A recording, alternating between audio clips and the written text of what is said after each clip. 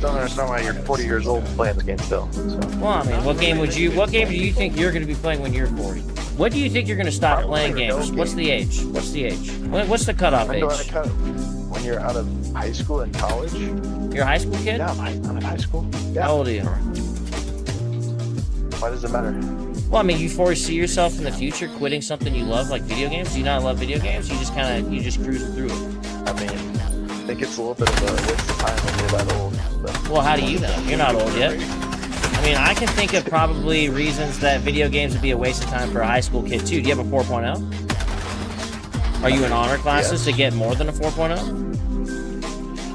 No, but... You know what I'm saying? There's more things you could be doing to improve your life than playing video games, too, right? Yeah, you can study and not play games. Hey, just recreation, man. Having fun.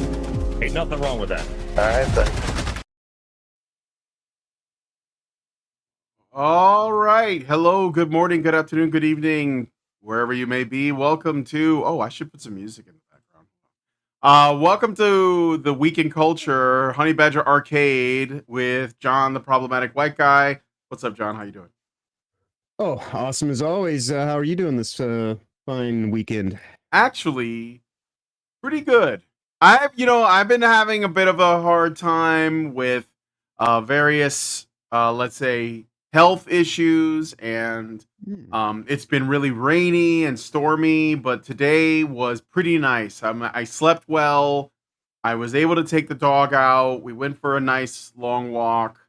Jojo is now sleeping right here. I've included him, his own cam on the stream here, so you guys can see that Jojo is good and tired.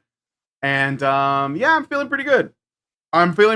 Like straight up. So yeah, not bad. Right on. Yeah. Right on. Yeah. So, what was I gonna say? Playing some music now, so that we don't have a lot of dead air. Just getting my morning coffee out of the way. So. All right. What's up, Robert Johnson, Fracus Maximus, Stream Elements? That's not actually a person. That's just my stream element. Yeah. So, and he's saying Jojo. Yes, Jojo is here. Now people will finally watch, right? Now they'll get engaged. That's what it takes. What people have been waiting for. Yes. Yeah, this is it. It's the dog. We can all go home now. I'm just gonna put Jojo on full screen and walk away. You know what? I bet if I did, this would be a very popular channel. I'm not kidding. I actually have like a GoPro that I can put on him, and like it's got like a rig and stuff. And I haven't used it yet. And it could be fun. I don't know. I'm not sure if putting a camera on your dog is animal abuse. So I'm like on the fence on that. So the Jojo not GoPro sure. Stream, you know? Yeah, the Jojo GoPro. Exactly. Yeah. So, all right. But anyway, we got a lot of stories to get into. So we should probably like get on it. So the first thing. Yeah, go ahead. What were you gonna say? Busy all of a sudden yesterday. Like this yeah. Week, like it was kind of dragging. It's like, all right, well, I guess we can kind of talk about this stuff then yesterday. Woo. But yeah, let's get into it. All right. So I guess the first thing that's kind of blowing my mind is that Susan Wojcicki's passed away. So you guys know, is this how you say her name? Wojcicki or Wojcicki? It works. It's good enough. Mama Susan. Former Mama Susan, former CEO of YouTube. Passed away. I think she was like 50, 57 or 59 of cancer. She was apparently fighting a struggle with cancer, and the cancer won. And rest in peace is all I will say about that. However, it does raise questions. I think it's a bit strange. I mean, what do you think about this? What do you think? Well, her cancer was described as aggressive turbo cancer that came on strong in the last 2 years, kind of seemingly out of nowhere. Like so many other people that have had weird complications in this post-COVID hell world. But you know, I mean, I don't want to like insinuate anything. It's just it is kind of interesting that the person who spent a number of years, trying to police our speech and protect us from ourselves, who was fully vaccinated, is seemingly no longer amongst us to watch out for us and the steps we take going forward. So yeah, interesting times, huh? Yeah. Did you also, speaking of COVID and masks, is it okay if we talk about this now, or are we still in danger of getting like? I think that enough news has come out at this point in time that they really can't, like, until they do their next one, which is kind of what I think this rainy season that came out of nowhere might be about. Yeah. Because we are in some dude. It's like this election cycle is like, it is something else. I don't know if you heard the little snippet of news about Trump's plane being, I heard something. Yeah. What would you tell? Is it? Tell me a little bit about that. I didn't know about that. And if you have like a link or something, you send it to. They had to do an emergency. They had to do an emergency landing in Montana. Yeah, because that's where he was speaking. Yeah. Right.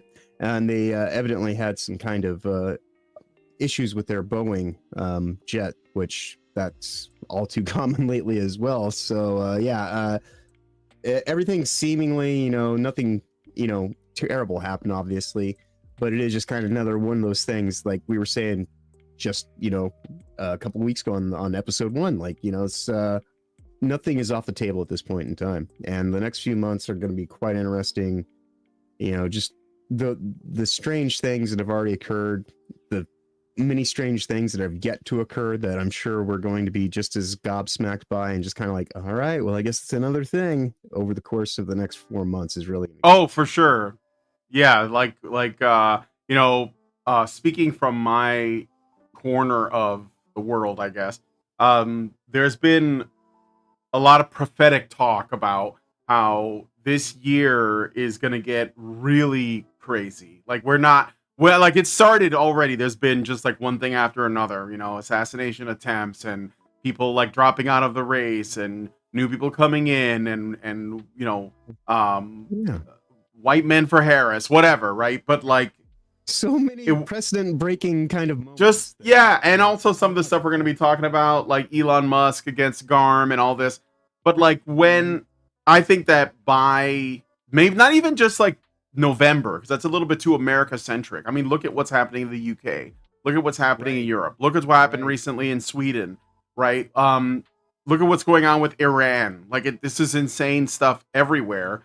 And I mean, I'm not one to like, invoke revelations, but I feel like we're in the, like, that this happens a lot where people start, saying this is revelations, but I honestly think we might actually be starting on that path, like legitimately. It is a pretty stark revelation when a person who was basically one of the figureheads for safety and fairness censorship doctrines, which we are basically talking about today, and all the stuff that surrounds this very issue, all is happening in like the last, 5 days. It seems like there's definitely something going on. And talk about, like, I know I would like to think that it's completely random chance that Mama Susan's passing just happens to be the very week that all this stuff is coming out also, because this is who she was. She was the physical person that is GARM within the YouTube ranks, which we'll get further into when we actually start digging into some of these articles from the WEF and the perpetrators themselves at the Global Alliance for Responsible Media and an advertiser group name I can't remember right off the top of my head, but we'll pull it up when we get let's get to that. Let's do that right now. So one thing I wanted to, there were a couple of little sort of like more gamer culture stuff that I wanted to also bring up. But let's start with the GARM thing, because I think it's like the biggest thing, isn't it? Like that and this NFL thing that you were talking about. I'd like to get to those. The NFL thing is going to be more like it's stealth implications. But yeah, this GARM thing, this will probably be the brunt of what we talk about. All right. Let's go. Let's take a look at the article then. So, I'm starting with this New York Post article. Okay, shadowy ad cabal GARM shuts down after Elon Musk's X files antitrust suit over censorship. All right. So the left-leaning advertising cabal. Leave me alone. By the way, I'm using a great what is it? Browser. It's Opera. I think it's called Opera. Heard about it from Grade A Under A. So if you guys don't know, Grade A Under A is pretty great, and he recommended this browser. It's because one of the reasons why I think this is great is because I noticed that there's a lot of like extremely ad heavy websites, and the ad blocker on this is really good. Built in. Yeah, it's built in, but it's really good too. So I don't have to sweat like pop-ups and all kinds of goofiness. So, all right, but anyway, this is from the New York Post. The left-leaning advertising cabal, accused of conspiring to suppress conservative outlets, was reportedly disbanded on Thursday, just days after Elon Musk slapped the group with a federal antitrust lawsuit.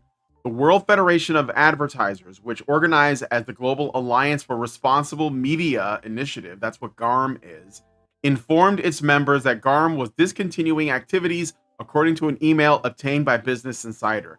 WFA CEO Stephen Lowerk, I guess, said in his email, the decision to shutter GARM was not made lightly and cited the initiative status as a non-profit with limited resources.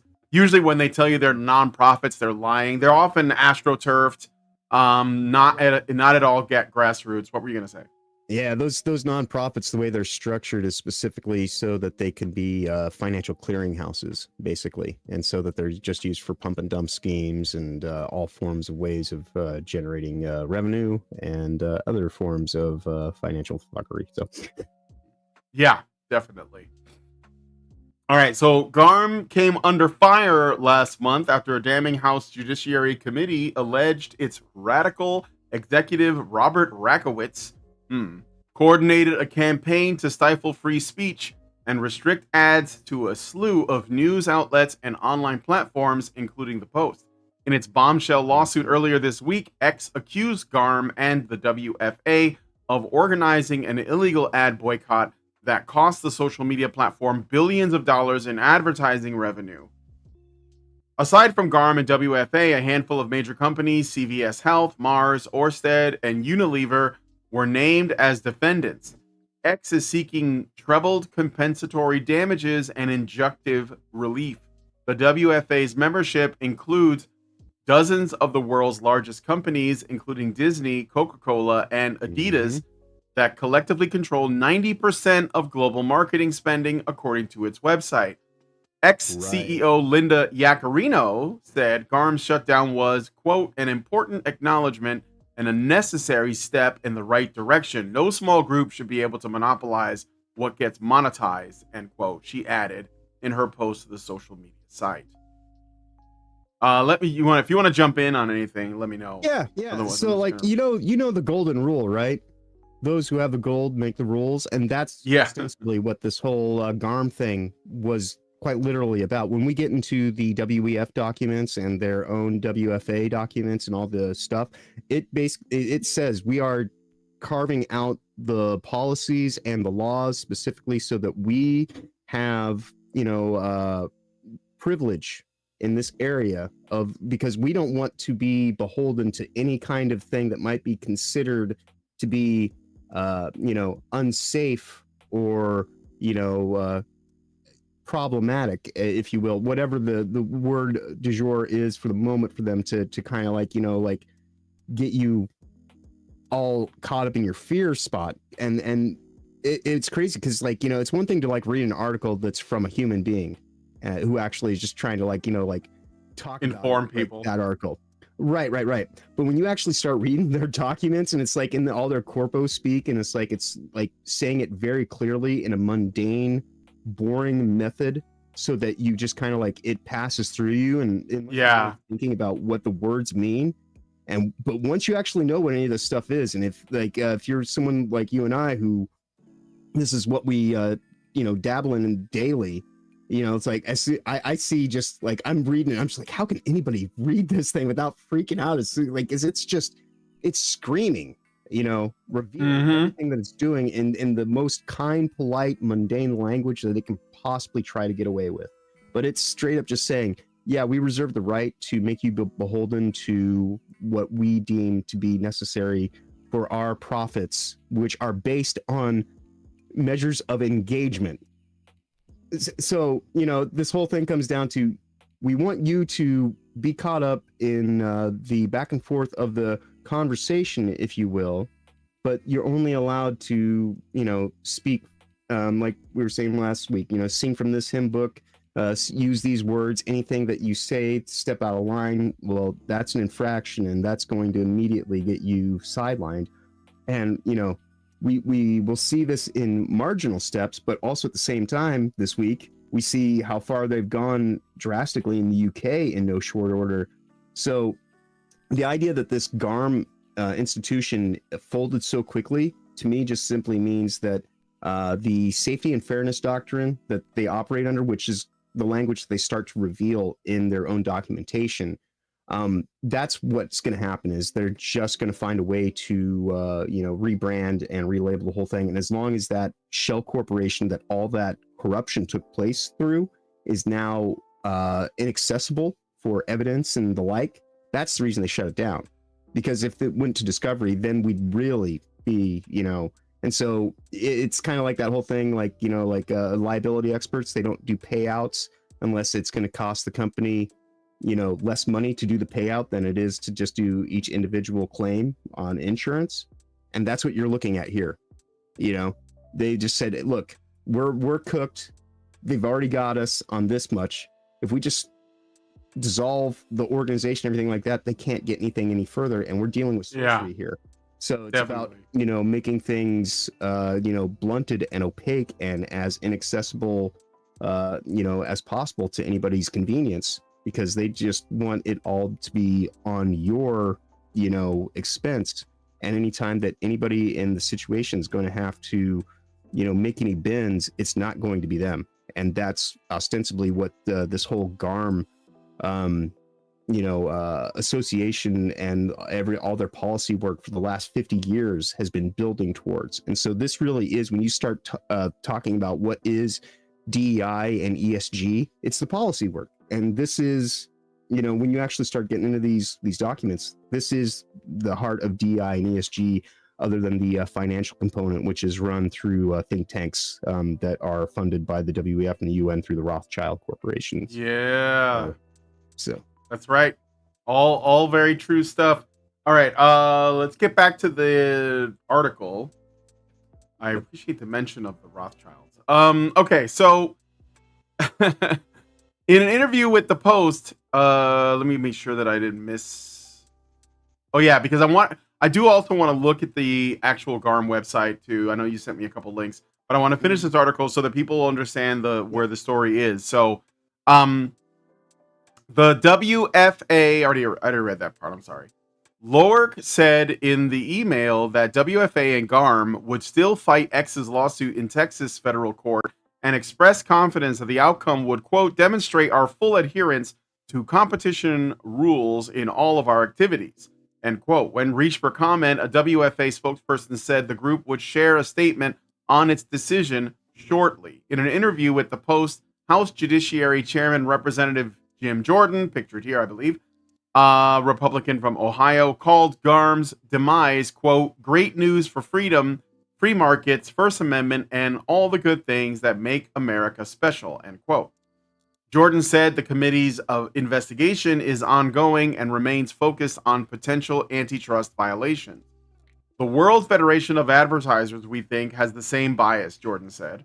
Our investigation is looking at all of that. It's all about stopping the censorship, however it's done. As the Post reported last week, the House Judiciary Committee sent out letters to more than 40 companies to provide information and preserve documents related to the inquiry.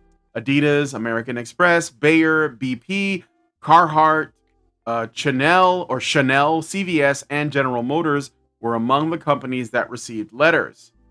And here's Robert Rakowitz, which sounds like a villain from like a Disney movie. Like he'd be like a rat guy or something, you know. Yeah, well, he's like a racketeering and shit, you know. He's like a cartoon villain, dude. Separately, at least two Republican state attorneys general are known to be examining evidence surfaced by the House and weighing possible legal action. Rakowitz's actions have drawn heavy scrutiny in the House Judiciary Committee's investigation. In one internal email obtained by the panel's investigators, Rakowitz appeared to brag up that X was 80% below revenue forecasts since GARM targeted Musk over brand safety issues. Rakowitz later claimed the email was meant as a self-effacing joke.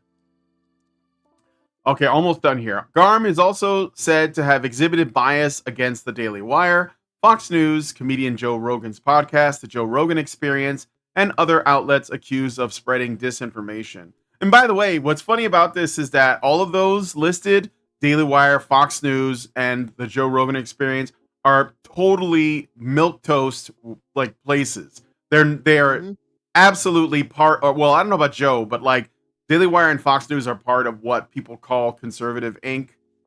They're very safe, like not at all, in my opinion, boundary pushing in terms of like the conversation or the values even. But yet it's still too far, right for the internet apparently. For these people at GARM. They would so much call Joe Rogan safe so much as they probably think of him as a controlled opposition in the sense that, they can clamp down and remove his episodes and do all the stuff that they've done, but they can't really stop him from being himself and having the conversations that he has. Right. They do, right.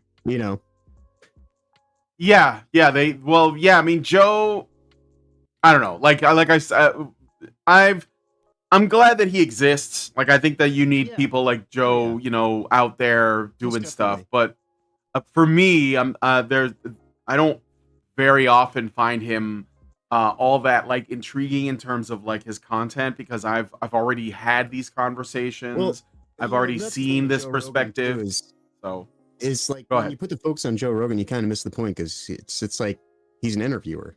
Yeah, he's there to like just kind of ask questions, let people kind of reveal themselves. So yeah, and that's the thing too. But even then, it's too far for these organizations. Right. Like just having because like Joe, he used to have on guys like he had on Bernie Sanders.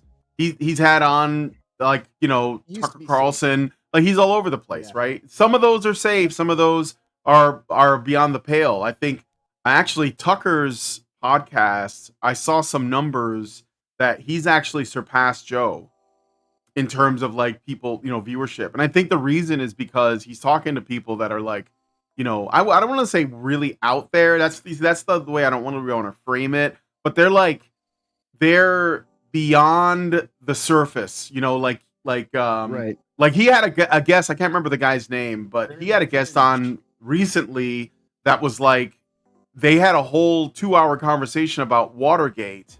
And this guy he was part of the whole, he was there, like he, involved with Richard Nixon and everything. And I was fascinated by it because, I knew that Watergate was like, what you think about it. Let's just briefly talk about this. Okay. Mm-hmm.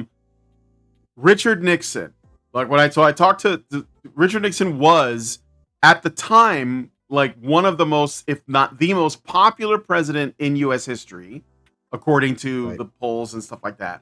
But when people today think of him, like if I just say Richard Nixon, normal people, they have a completely different perspective on what kind of person he was, and it's all like the Futurama head in a jar thing, it's I am not a crook. It is that's all people know.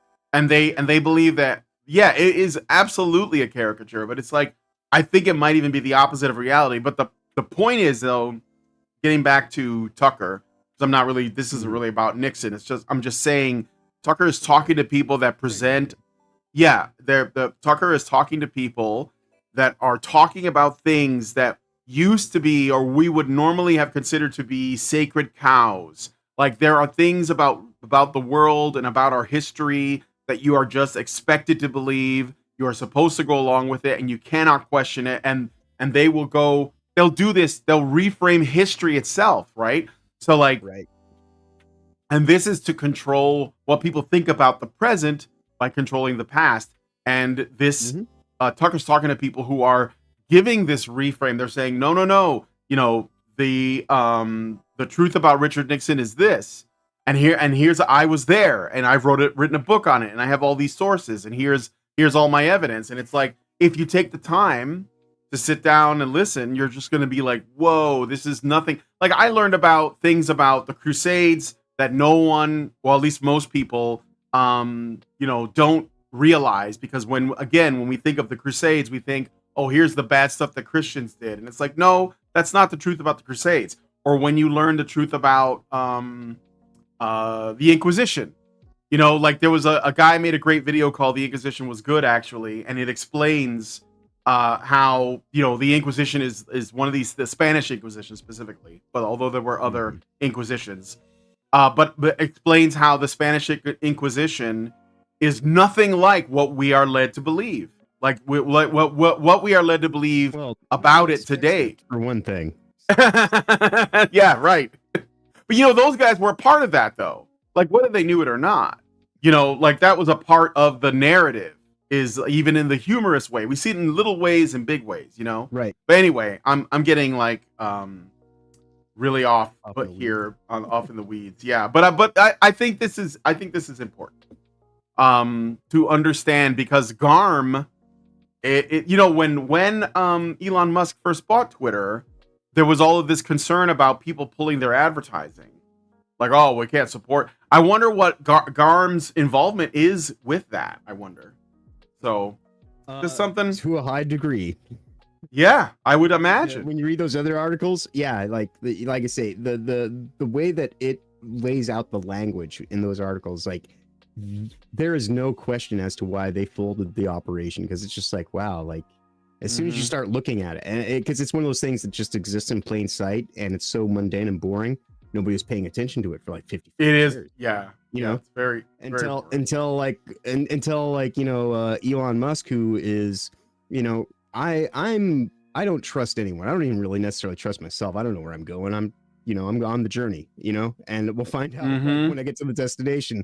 And so, like, I take Musk as, like, he's a far better actor to engage with in these times than others, for sure.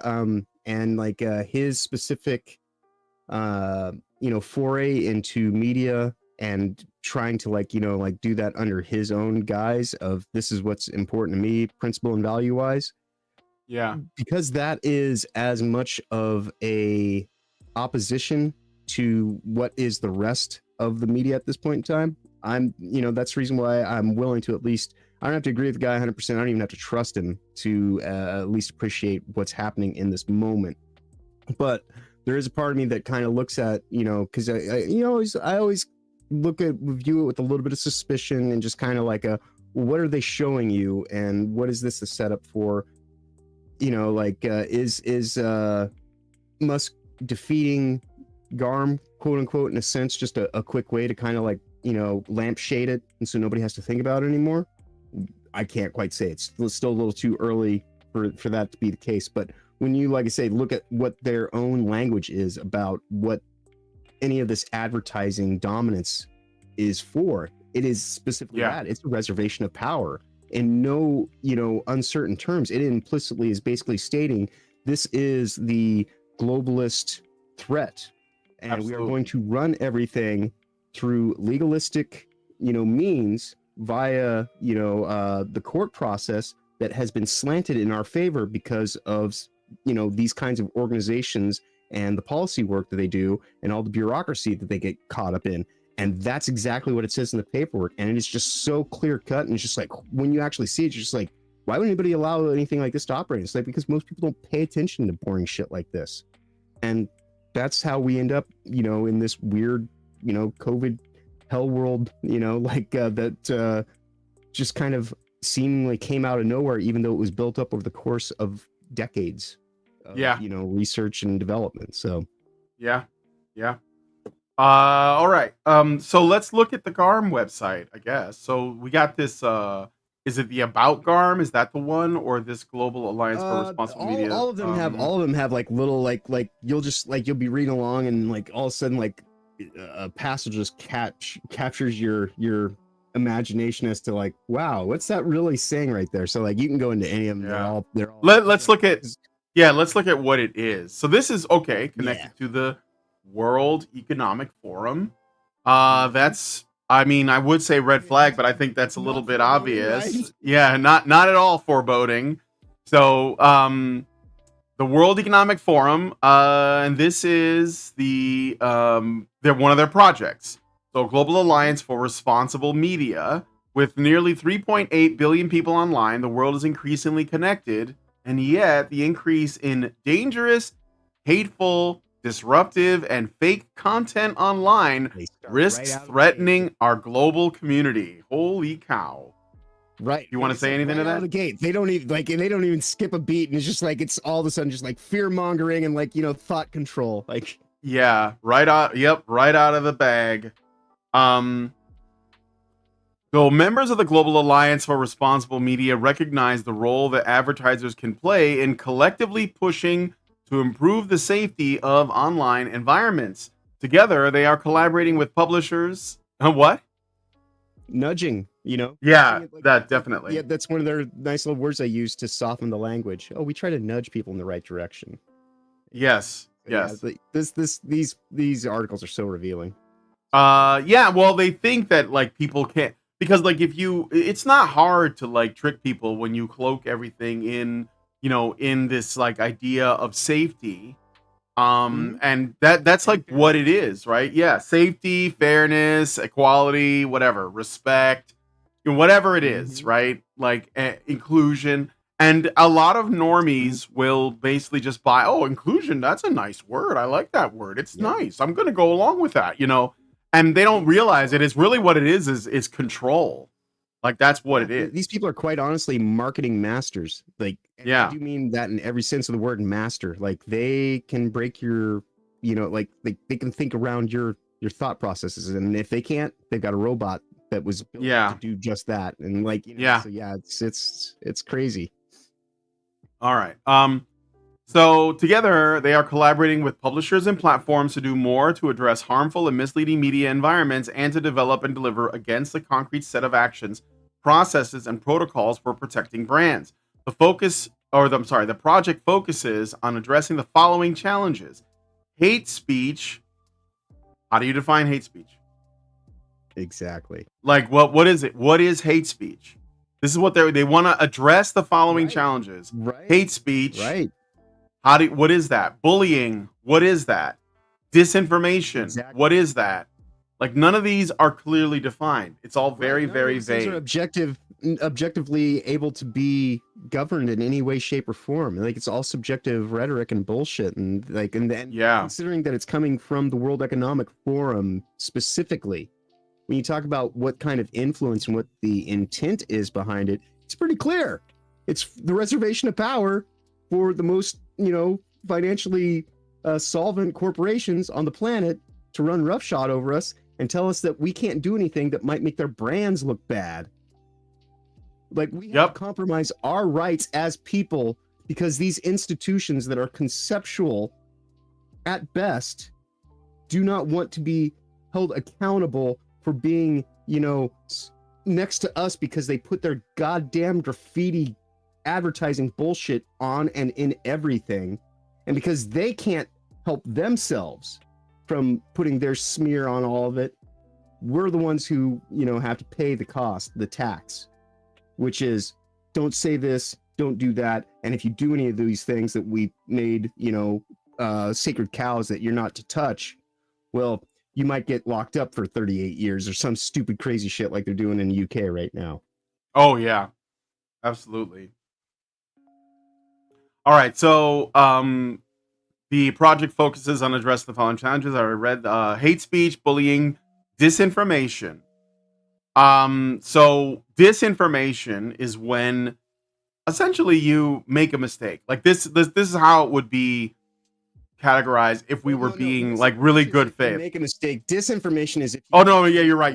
Disinformation is when you intentionally mislead, right? Like you know the truth, but you're intentionally being misleading. And this is all the stuff that these people engage in, by the way. Like this whole document is essentially a disinformation spree. And the easiest way to remember is disinformation is like deception and misinformation is a mistake. Yeah. But Right. ultimately, this is all conjecture and bullshit opinions to try to go and make it so that because I don't like the things that you're saying and you're causing discord in my harmonious hive mind of just a test pattern of nothingness, well, we have to stop that. And like, you know, you and I both went to art school, so you know what I'm talking about when I talk about the principles of harmony and discord. They're essential for art to exist. Because if you don't have the discord is actually more important than the harmony. The harmony is there to kind of like, you know, have these unifying elements, but it's the discord where you actually find the personality and the character and what that song is actually about, you know? And so when they try to like say, we're going to remove discord from the world, well, they're ostensibly saying that they want to turn us into a test pattern and they just want us to be robots. Yeah. So that's disinformation. Then there's use of personal data, which of course they have no problem doing. Like they're totally okay with all of this. I don't even know how they could claim, oh, they're going to address the challenge. No. Right. No. They do all the things. This is such projection list. It's Yeah, right. We are going to use your personal data. I mean, like they already do. Like my phone is listening to me all the time. So like this is not. We will get into with the NFL thing too, because that's deceptive. Yeah, for sure. And then it ends on the goal is to accelerate and advance the role that advertisers can play in collectively pushing to improve the safety of online environments. This alliance drives uncommon collaboration to improve the safety, trustworthiness, and sustainability of media. Ooh, that word sustainability. Right. Sustainability of media, though. That phrase right there, that is their focus. It's the sustainability of media. Not truth, not honesty, not society, media.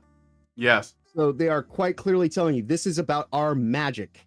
We want to. And they know that media, they know that media is how they shape people's perception of reality. That this is like sorcery, dude. The reason, it's the reason why, you know, we talk, like, if you ever, like, so I have to watch a couple of videos for a response we're doing tomorrow on Honey Badger Radio, and I hate doing it because I have to watch these big, long, they're essentially video essays made by feminists, and they're talking about whatever. It doesn't matter what they're talking about, because all of these things boil down to this kind of like word. Well, no, it's like this word magic that they're doing. Like they're trying to like get you to see the world in another way. And this is one of the reasons why they're so addicted to media, because they use media to make their case. So think about this, okay? Go ahead. Are used for channeling spirits. Media. Yeah. You know, they used to be people when there was actual, but now medium just means like, you know, what kind of, you know, material you're using, whether it's a radio source, video source, you know, paint source, your canvas, whatever. But I'm so fun. You go ahead.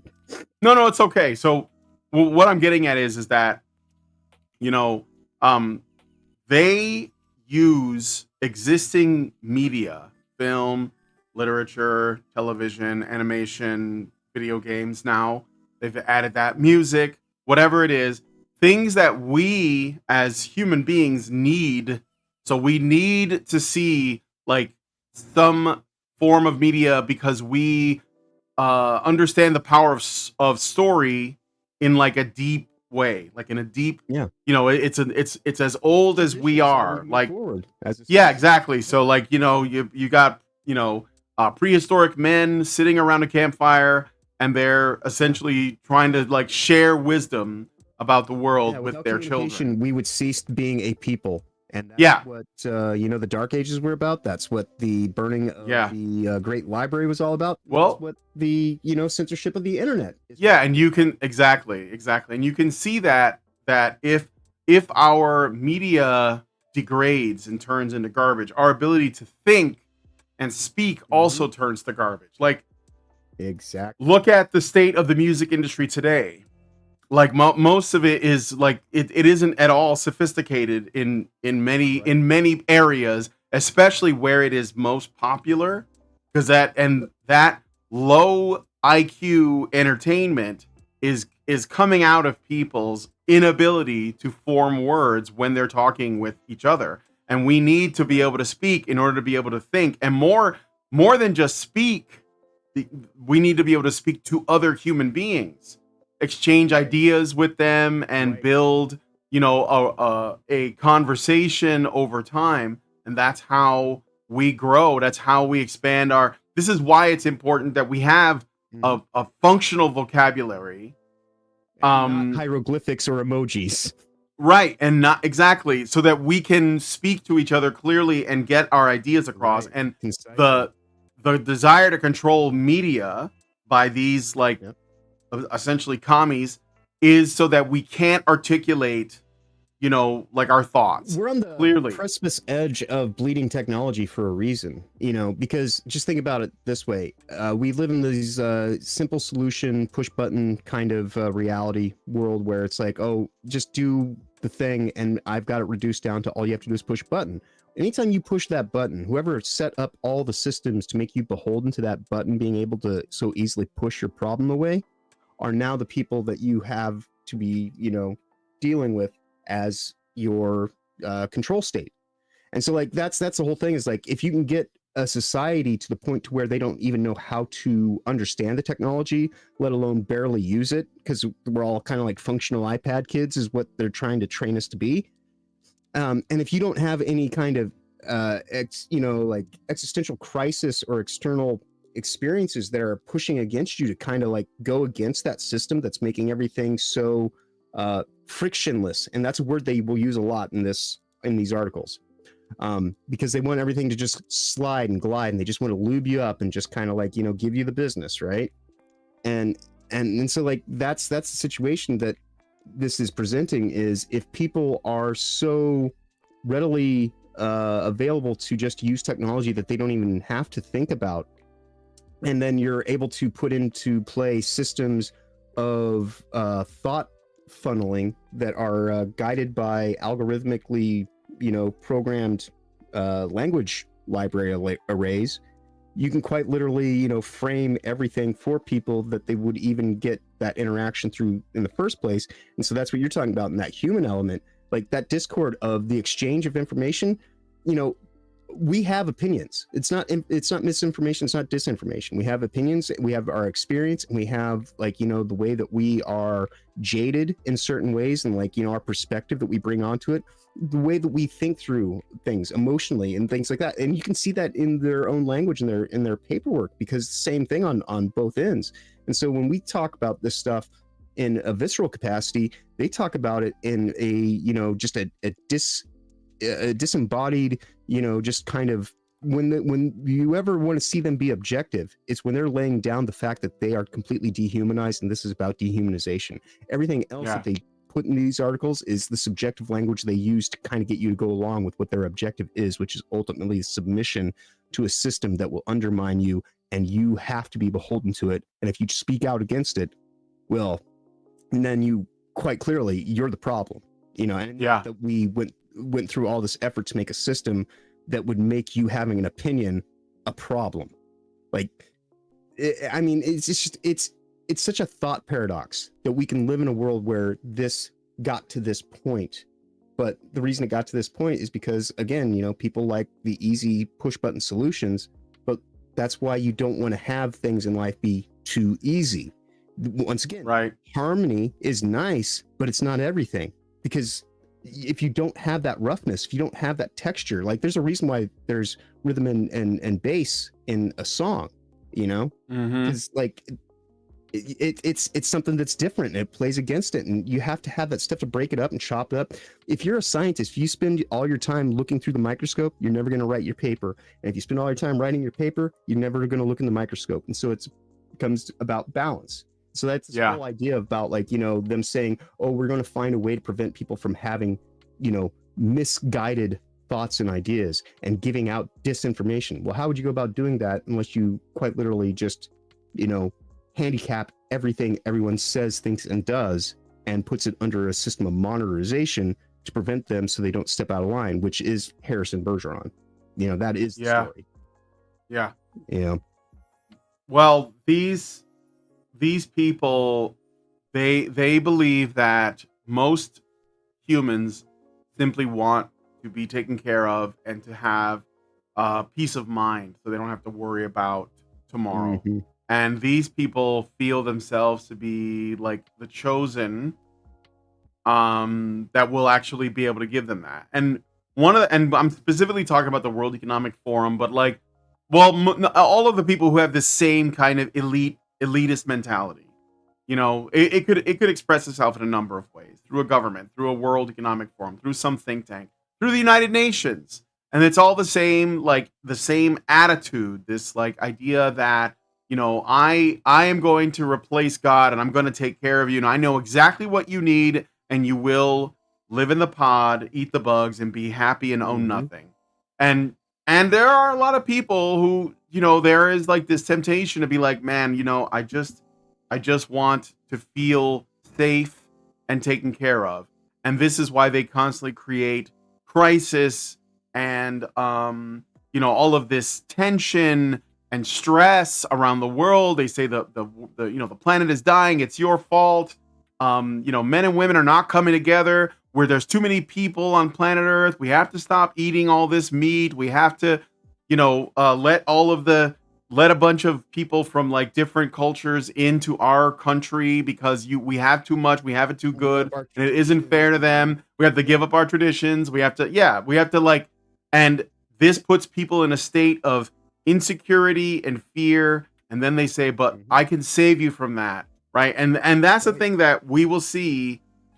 It manifests all the time. And it starts from a sense that these people feel themselves to be better than everybody else. They know what's best for you. They feel they're better people than you. And, you know, one of the mistakes that I see a lot, that comes up, I mean, a lot, especially from, you know, like the people that are kind of like on our side, is that this is about greed or money.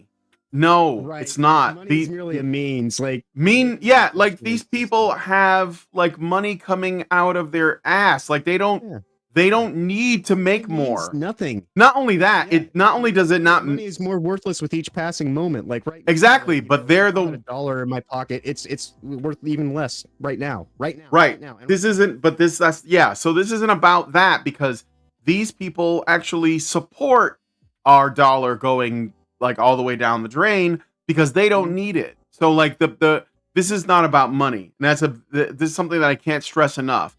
Even though these people are extremely rich and all that. Biggest misconception, and I understand their heart's in the right place because they're like, well, we're gonna fight this like a good capitalist. I'm not gonna support him. All right, well, you do understand that you're not dealing with a capitalist, you're dealing with a globalist. Yeah, they're globalists. And globalists are like the antithesis of capitalism, and like the idea that corporations are the ones that, like, the reason why this whole attack on capitalism, who do you think pushes it? The globalists. Corporations. Corporations. If they were capitalists, they wouldn't exist as corporate entities. Corporate. It's so large that it prevents. Well, corporations are themselves not free market entities because they are backed by government agencies. So they are essentially fascist organizations. Yeah. And I'm not, and I know that word is overused, but when you have a merger of corporations and the government, that is literally the definition. It's about he who has the gold and the, you know, like we were talking about, you know, and that's what this really comes down to. And I think that's the thing is, like, I hate the way that people think of the word fascism and what they like, oh, that's like stormtroopers and this and goose stepping and racism. No, it's not. No, it's hand me your papers. It's please just wait right here. We'll be with you in 10 minutes. I promise. It's every shop being run by a bureaucracy. Like it is the bureaucracy merged with our daily like freedom, you lose life, liberty. You lose your opportunity to make decisions on your own because everything has to be guided by the state. And you know, like, and not to get like, you know, ultra like religious about this stuff, but like when you actually look at what, you know, like these people talk about, like you know, what is the devil? Devil's not about torture. The devil was about beguilement, about promising.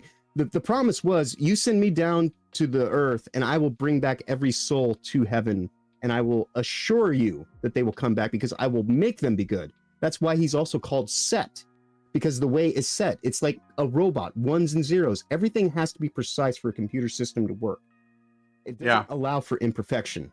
And so like that is the devil. The devil believes in perfection. And that is why I do not chase after perfection, because I'm not the devil and I'm not seeking the devil. And I'm not trying to be some satanic asshat who somehow thinks that I'm somehow above it all. I am flawed. I am perfect. And I am humbled every goddamn day that I make a mistake at some point in time, and realizing that, you know, unless people actually are more forgiving and understanding and appreciative of the fact that I'm just doing the best I can with the situation, I'm not going to make any headway or anything like that. And that's ultimately what, you know, what Christ-like consciousness and like the actual concept of forgiveness really is. It's not like, oh, you can just shit on me continually and I'm going to give you chance after chance.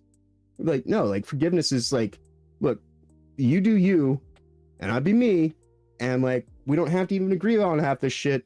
And that's why we have like, you know, this nice fence between us so that you can like, you know, live your life according to your own dictates and I can do it to mine. And we won't, you know, we won't corrupt each other's shit by getting too into what should be a matter of privacy, because that's the thing that's ultimately being lost right now is privacy rights. Privacy rights are the most essential thing that we have as Americans, you know?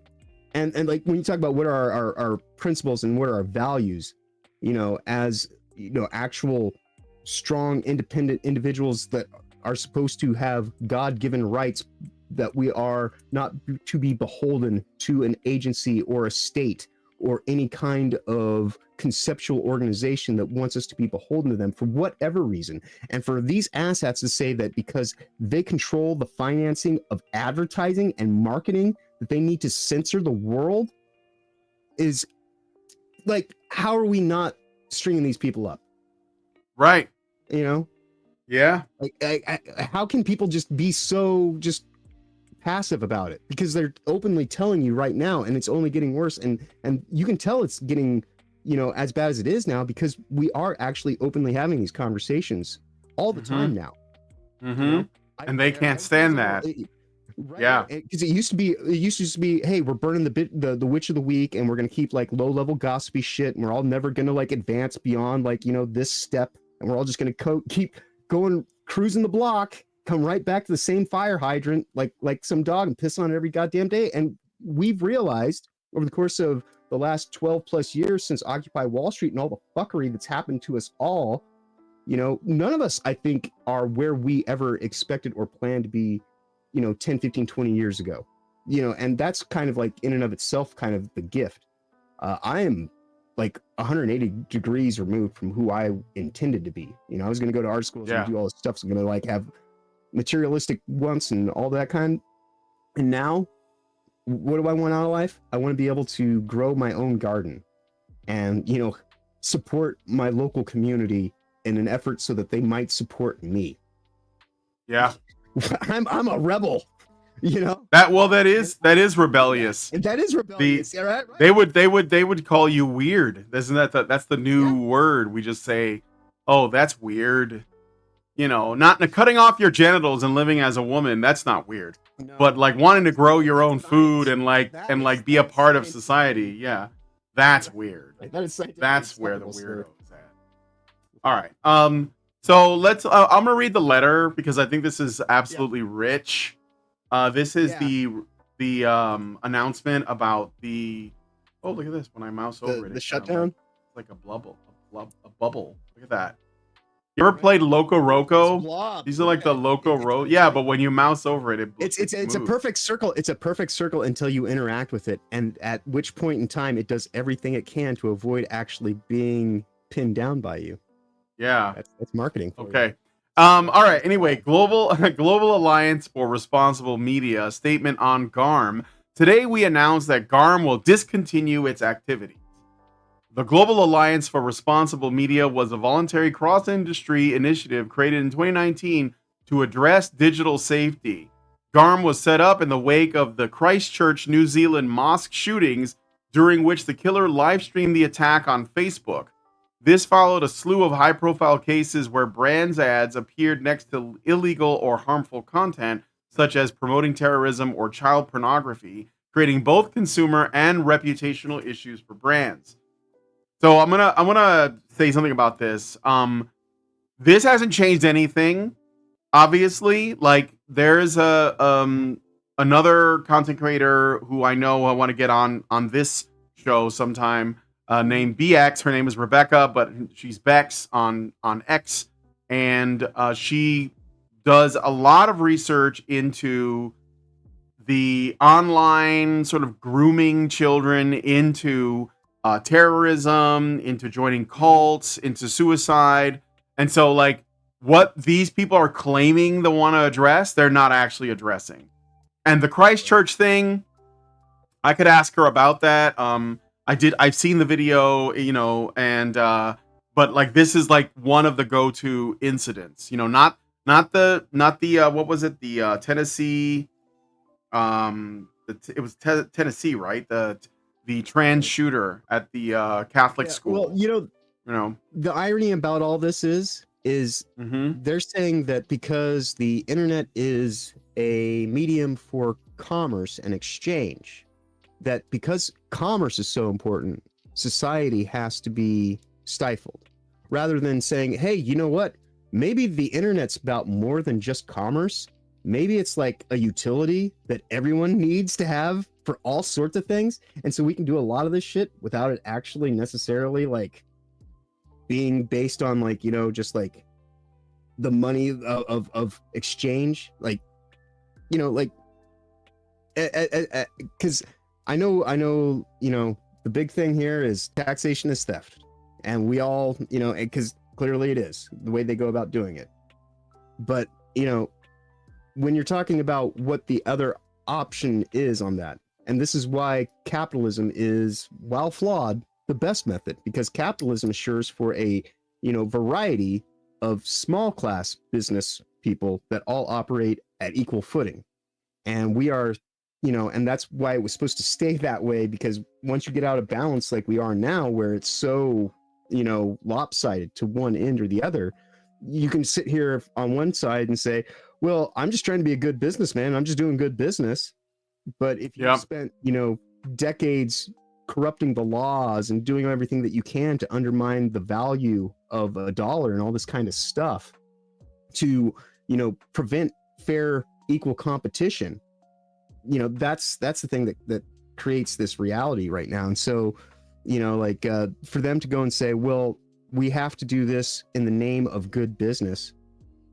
Well, that's something that you didn't have to do in the first place. So you actually were doing this in the name of bad business the entire time, because if, you know, net neutrality doesn't matter, and if freedom of speech doesn't matter on the internet, and it's all just like, you know, a big marketing scheme, then, you know, why was any of this done other than just an elaborate way to keep us distracted while they went in and undermined all of our actual freedoms and liberties and our capacity to even remember what any of that shit means on our way to being so distracted.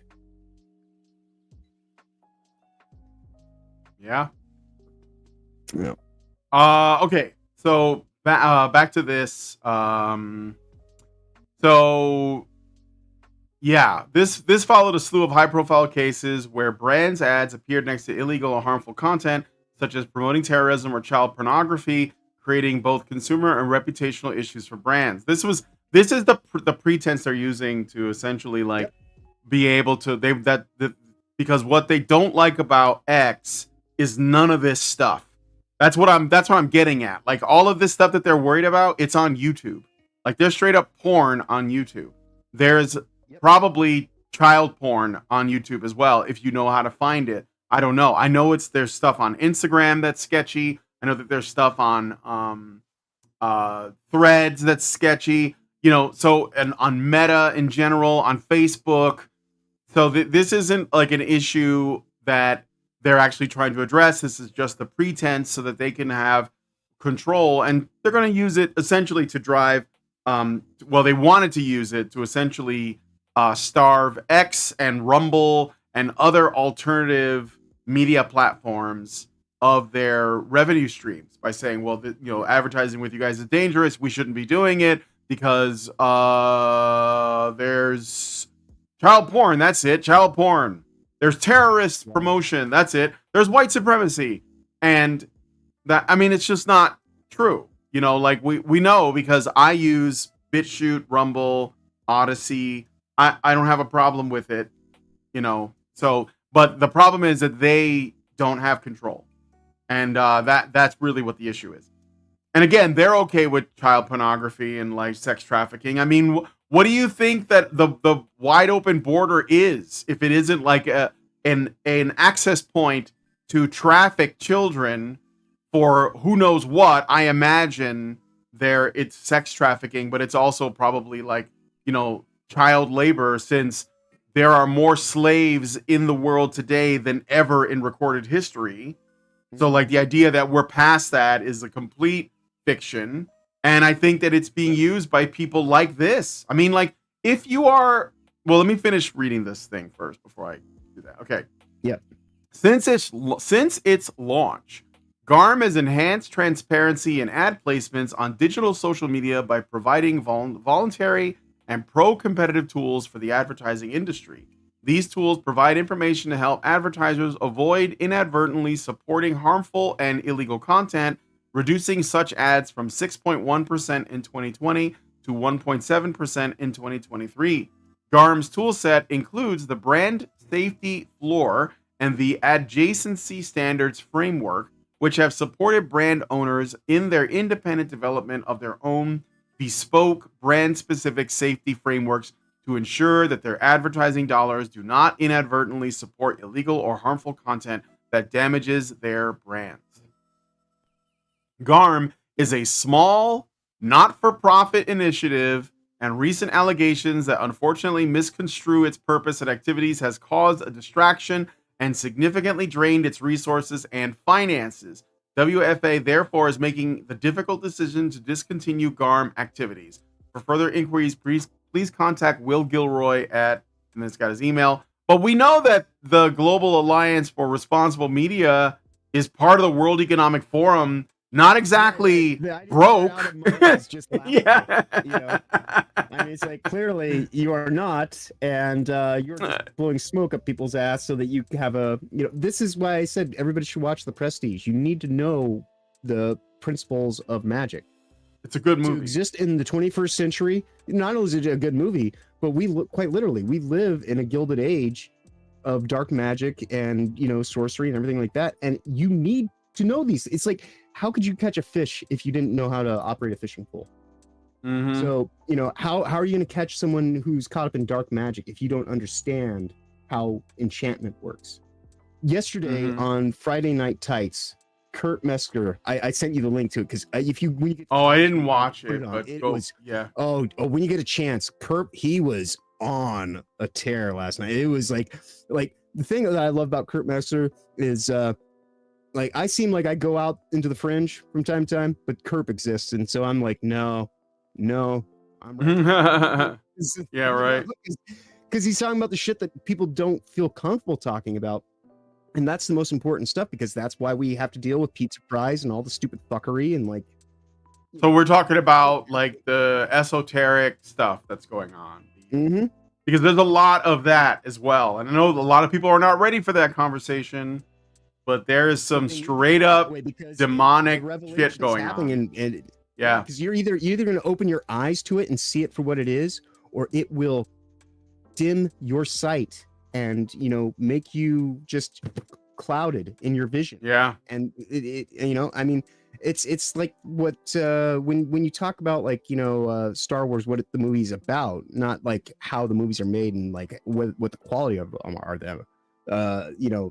That's a whole other thing. But what they're about is how all this actual supernatural power works, and we as mere mortals are the instruments of this power.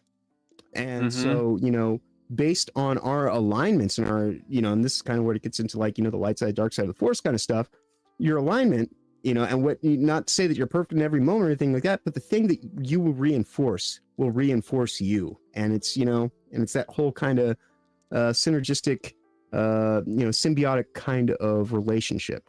And what we're seeing with the relationship they're trying to establish through these, reservations of power A reservation of power is never done for the person who has to make the reservation. It's for the person who wants the power, you know? And so this right here, just saying you can have privileges and quote unquote rights, freedoms, and liberties up until the point that it gets in the way of us making money, and then shut the fuck up and know your role, which is to just allow us to deal with engagement. Because that's the other thing that they do say in the paperwork, is how the business world itself now is solely focused on the engagement, but they want to police the engagement, which doesn't even make sense, because engagement just means there's interaction, right?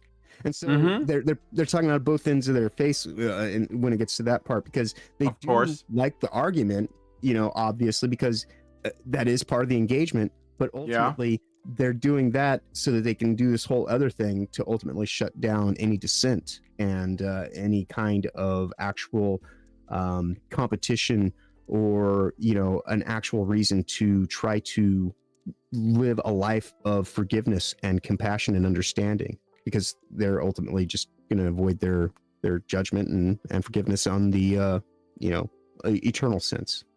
So, but that's getting way out there now, so that's okay. No, that's okay. Well, we should like talk a little bit about this NFL thing, and I'm gonna have to defer to you. It actually to like falls right into this too. Yeah, that's why I thought it was a good choice. Yeah. So, why don't you take the lead on this, because you probably know more about this than I do. So, yeah. So, all right. So, like, this article is kind of interesting. If you want to read this article, it's actually probably like because this is not too long, because this is basically they in the article they are basically doing a retraction. But after they get done, after you read the retraction article, I can kind of like okay. What it because retraction actually sets it up. Yeah, okay. So the NFL is implementing facial authentication across all stadiums, but this has been updated. So the new NFL, this is the correction. You want me to just read this part? The new NFL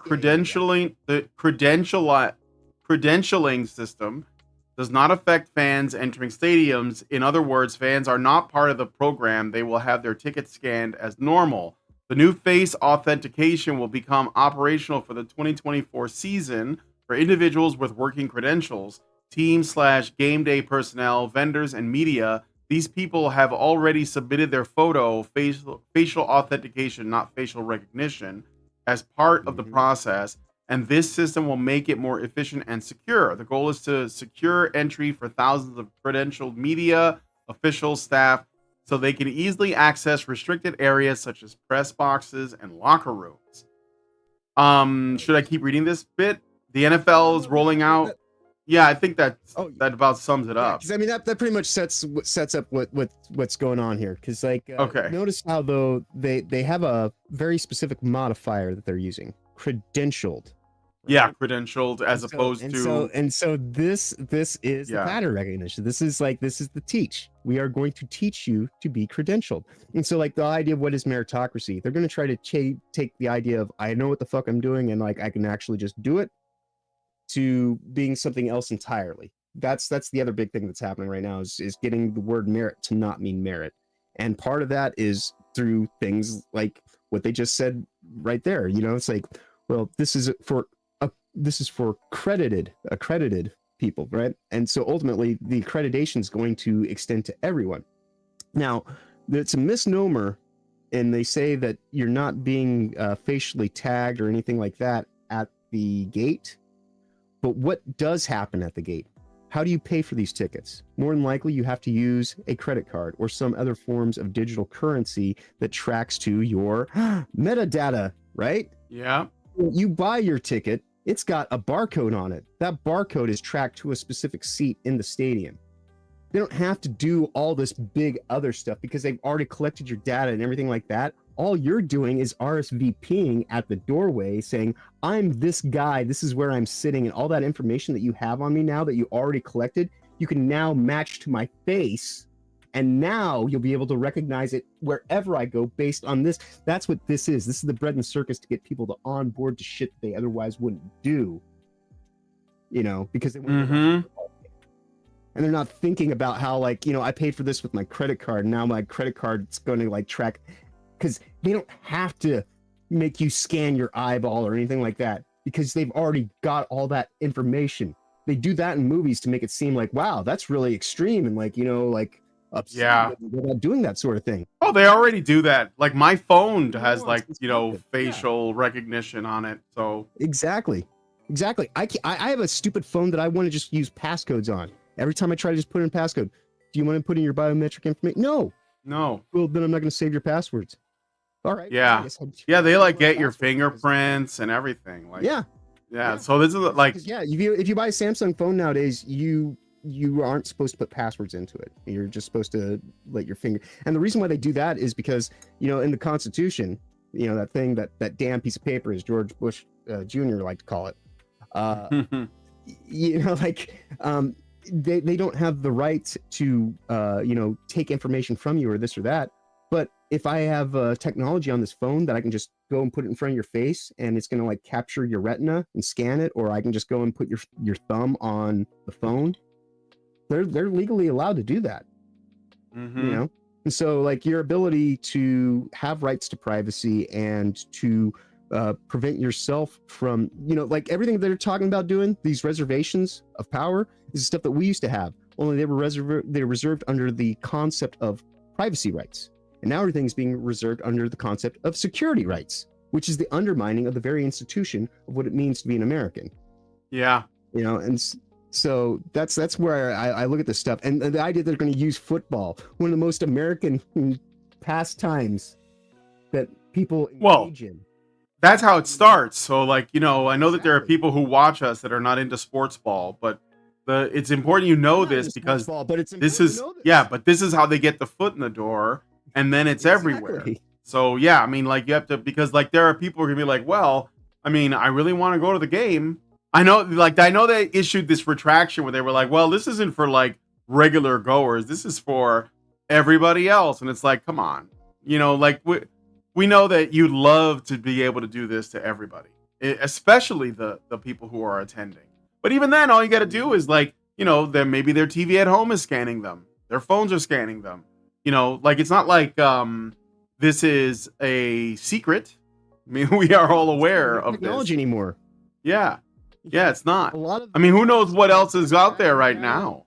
Yeah. This data tracking tech is, even its just most pedestrian forms is decades old, but like, For sure. the stuff there is more kind of I guess discreet.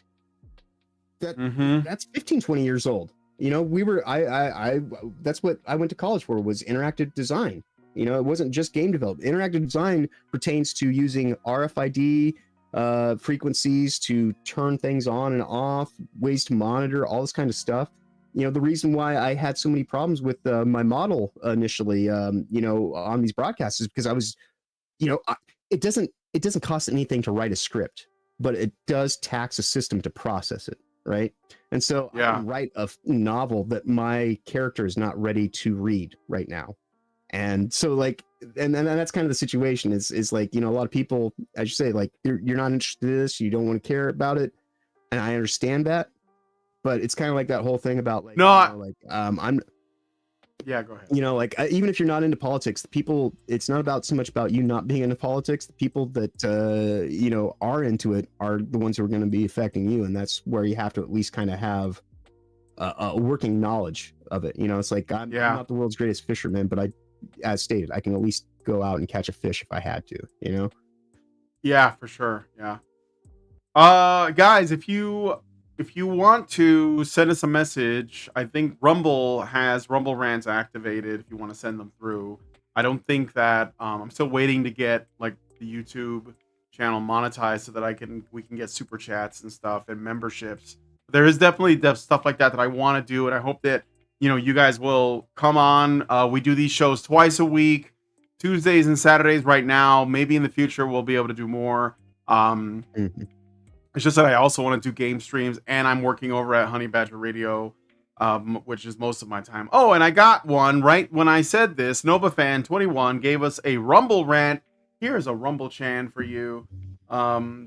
Maybe the folks over at Rumble will notice her and give her the respect she deserves.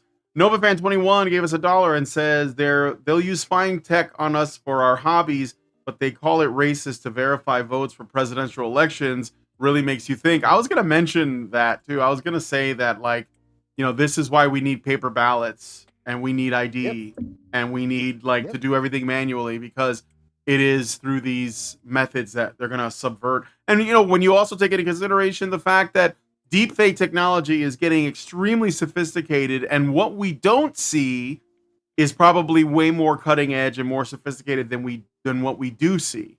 And that means that being nanotech. Yeah, we're exactly like what we're seeing now that's like cutting edge is likely like the garbage from like 10 or 15 years ago, or maybe more. So, bear that in mind. Any other thoughts on this NFL thing? Looks like people are, like I said, it just kind of dovetailed into the stuff that we were talking about, and but I'm not a big football fan, so like beyond that though, but this is just the beginning. Doesn't matter, because if we're learning it, that's right, and that's the point. Yeah, because this is just the beginning, because this will end up. If you want to go watch a concert, it'll be there. If you want to go watch a movie, it'll be there. If you want to watch, if you want to go buy groceries, it's gonna be there. That's what all this is this is leading it into your life, and they put it in a place that's desirable, a luxury, like that. Oh, well, I'll pay a little bit extra expense, whatever, and this is how they've ramped up our economy, like where everything costs at least 30% more, if not 300% more than it cost a mere 5 years ago. And it's all by doing it in these instances where it's like, oh well, I'm gonna get you on the thing that you have a hard time saying no to. And then when you're used to paying it on something like this, then I can go and put it on something you actually need. And how are you going to complain about something you actually need, other than just complain about like the rising cost of everything and goddamn the politics and and it's like, yeah, but it's not the politics, it's the marketing. If one thing people need to learn more than anything is the marketing, not the money. Right? They're concerned about the marketing, not the money. The money is the means by which they do the marketing. And if they get you to believe that somehow, like, because I've got this working title of a possible, series called insert tokens, right? And the whole idea behind insert tokens, is it's play on words, for one thing, like obviously arcade games and all that. But the tokens of which I speak is what we're doing through these proposed digital currency systems. And by that I don't mean necessarily Bitcoin or the CBD or anything like that. I'm talking about like, when I go and play a video game, like live service model stuff, and like what you were showing yesterday, you played 2 games yesterday on your live stream. And I did. The first one was some corporate, it was all right. It was just like corporate, Warner Brothers presents Smash Brothers with Warner Brothers characters. And it just kind of like, I was like, whatever. But then you played that second game that was probably made by like 3 people at most. Hashtag blood. Awesome. Yeah, dude, that game. Awesome. Yeah. I was like, I love it. I mean, I haven't played much, obviously, but yeah. You can feel, the thing is, you can tell that the people involved, they were in love with the creation. Like, you can feel the love. You know how people say like, girl. Yeah, you play a little girl. Yeah, privileged white guys who like, of course, immediately hate that shit. And as soon as you start playing that, I was immediately like, she said something, I was like, it sounds kind of like a little like flowery language, like, but maybe that's the character. And immediately, like within 2 minutes, you're talking to her Chad dad, and he's just like, some base dude talking about like all this like tech stuff, and it's like, oh no, they actually just understand characterization. Like, she's just like that. Yeah, it's great. Yeah, B-Man, welcome to the show. Is a dude using a little girl avatar? Yes, but it is not a conflict of identity. I know I am a man, born a man, and I will die a man. But this character that I'm using as my avatar is important, more important than me, because this is Vivian James, and you like learn the lore of Vivian James. It's over 10 years old, and it will pay off. So an RIP Alec Haloka, by the way, and the Fine Young Capitalists are the ones who created this avatar, and I use it. She is the symbol of Gamergate. That's all it is. So, but it fooled you. Yes, I am not I am not confused about my gender. And if I could, and I'm working on it, what I want to do is I want to make my wife use the Vivian James avatar, and I'll go back to using the Shiba Inu, and then it'll work. But I mean, like, it's hard to talk her into this stuff. So, is that dog alive? Yes, Jojo is actually a dog, and he's asleep. Jojo, how you doing, buddy? He opened his eye. He's looking at me like, why are you bothering me? But anyway, okay. Right. So, yeah. Anyway, that's what it is, B-Man. I hope that you understand that I am a man, but I'm using a female avatar because it is more important than I am. Vivian lives, and she will. He's one of your people. He's one of my chat compatriots from the Badger's Den, and oh, yeah. You know what? I've been in. After all. Sometimes I'm in the chat on Nerd Wars, and I think that does B-Man go there? Oh yeah. So I think I've seen him in the chat. I'm usually racing him to see who claims the first comment on streams generally. I see. Yeah. So yeah, unfortunately, I care a lot about Vivian James. I think she's a great mascot for Gamergate, but unfortunately, I am a dude. So I'm making the most of what is. Right. Just think of me like a Rev says Desu or whatever his name is. But anyway, all right. Let's pitch shifter or something. Yeah, I mean, I could make a boy version of Vivian, but I don't know. I feel like that would be something wrong with that. Then it would miss the point, though. Yeah. Yeah, it would. It would miss the point. It was miss the point. But anyway, okay. So, hashtag Blood, great game. Probably do some more streaming of that later in the week. I don't know. But let us, in the meantime, move on to the next story. So I wanted to. That was basically the bit with GARM and yeah, those are our big things. Now we just gotta have fun. Yeah, let's have a little bit of fun. So this is a new thing that I just learned about that I thought was kind of hilarious. This is from Bounding into Comics. Shout out to John Delarose, who is the editor-in-chief at Bounding into Comics. And he has this news article that I could not resist sharing. Baldur's Gate 3 developers sorely disappointed that most popular character creation option is a white human male. So I didn't, not what I expected, to be honest. Not what I expected. But okay, let's look at this. Baldur's Gate 3 developer Larian Studios has his money. Yeah, male, pale, and the Holy Grail. So, Baldur's Gate 3 developer Larian Studios has urged their player base to explore more character creation options after discovering that the game's most popular choices resulted in white human male adventurers. You know what? It's funny because I've been playing Baldur's Gate. Well, I haven't in a little while, but I was playing Baldur's Gate 3 and I didn't actually do that. I mean, my first character was a Dragonborn because I liked the Dragonborn. They look cool to me. And then I think I did Badger's Gate, and in Badger's Gate, I basically made a whole party made up of everyone that works at Honey Badger Radio. And so they were, but I tried to like mix it up, because I like the variety. Like, oh, here's a half orc, here's a elf, and here's a half elf, etc. Right, back when like that kind of thing mattered. Yeah, but I mean, unlike with D&D where it's all just superficial bullshit now. Yeah. Robert Johnson says, I rolled a half orc Larian, don't look at me. Norwegian Black Templar says it's almost like the average gamer is a straight white man.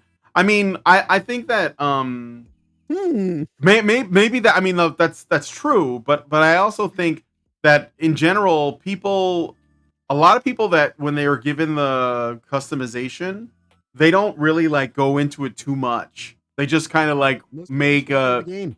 Yeah, they just want to get into the game, so they just kind of like go through it quickly, and I think that like humans, there are mechanical reasons to pick humans over say other races.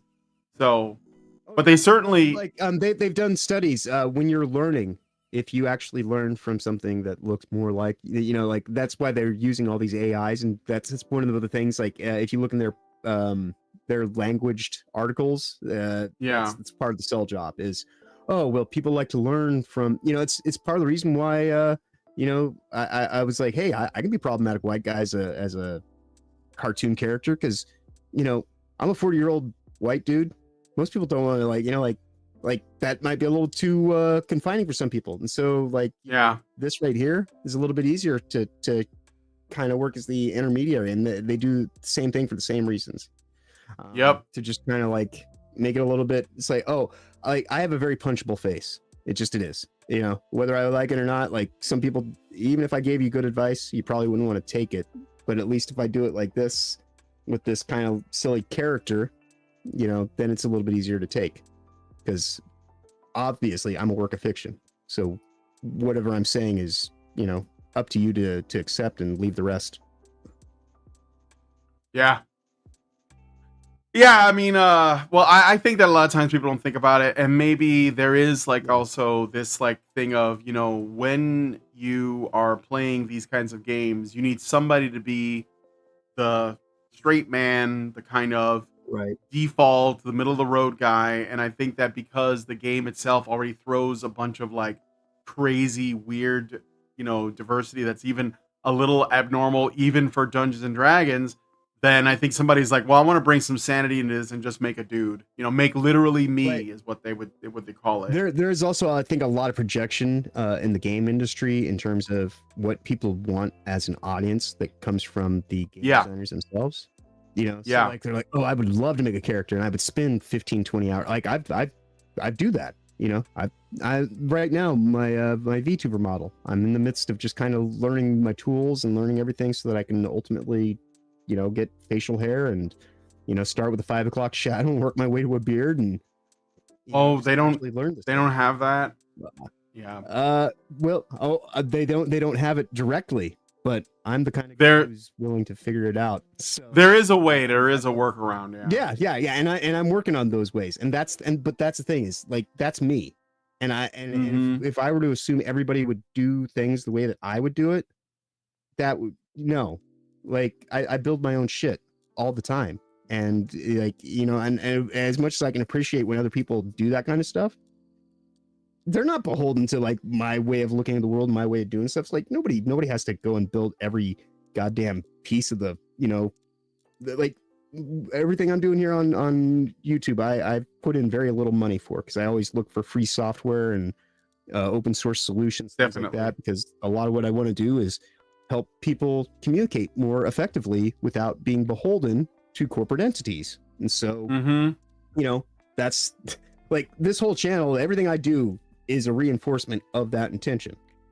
And, and so for me, like it doesn't feel like an overreach or a detour to spend 15 days rerouting my audio table and learning everything in and out about all that kind of stuff. Because knowledge is power. And at the end of those 15 days, now I can actually be like, oh, well, you need me to help you set up your shit, I can do it. And I could probably even do it over the phone now, things like that. And so, that's, I care about the talent, skill, and ability set that I'm gaining, rather than just kind of, the immediate recognition or anything like that. So yeah, definitely. Yeah, I'm with that. I mean, this avatar I had to make custom a lot too, and it was a lot of work, and I had to like, and I don't work with textures or anything like that. Like, that's like I had to learn all of that, and I had to like customize, most of it, because like there isn't, for whatever reason, there just wasn't a Vivian that I could like make from the parts they gave. And it's actually funny, because with this Baldur's Gate thing, that this is also the case. Like, there really isn't a lot of options to make characters. So it says, I'll continue the article. So on October 9th, alongside a hotfix update for the early access version of Baldur's Gate 3, Larian Studios shared an amalgamation of the game's most popular choices in character creation. Though the in-game, the game's then 3-day lifespan that revealed the most prevalent choices created a white human male. We thought our analytics team wasn't working, said Larian Studios. We checked. It is. Larian Studios then sarcastically congratulated players for their choice of default Vault Dweller, is what they called it, Given that the devs gave you demon eyes, horns, and even tails, we are sorely disappointed, explained the devs. Go crazy, we worked hard on this. Notice that what they're saying is, so, you know, in D&D, you have all these different races, elves, dwarves, humans, half-orcs, half-elves, but then there's also some of the more obscure ones, like tieflings and drow, and they're like, why don't you use the demon eyes, horns, and tails to make your character? It's almost like that's where they default. Why didn't you make a demon? And when I did a playthrough, I mean, I stopped for a while just because I've been busy with other things, but I'm hoping to go back to it at some point in the future. Well, I was struck by how they normalized the demonic race in the game, because tieflings are supposed to be extremely rare, and they're generally shunned, and they're generally untrustworthy because they have demonic blood in them. But in this game, they're like, there's like a whole, like, they're basically a bunch of refugees that are like looking for a home. Like, they've completely flipped the script on it. And I complained on a stream, and I wasn't sure if people understood that, like, tieflings were a very recent development in D&D's history. It came out with the 3rd edition, and even then I was like, oh, that's a strange choice. And also they had the opposite of that, which were like these partially angelic beings. For some reason, though, those guys are not in the game. Not by default. There's a mod that lets you play Aasimar, but they're not in the game as playable. Isn't that interesting? So, like, all of these sort of like morally ambiguous characters, and they're playable, and it would be one thing if it was just an option, and these people, the developers at Larian, didn't care. But it seems like the fact that people are not like taking the bait and like making their, you know, demon characters as often as they like, they're like, well, why didn't you guys do this? Well, we gotta write an article about this. What's wrong Yeah, with people? well, they had to like make it address address it in some way. So, let me see. Mr. 0303 said, I forgot which game it was, but it was impossible to make a white guy. Might have been Mass Effect Andromeda. Oof, my face is tired. Baldur's Gate 3, refugees welcome. Yes. All right.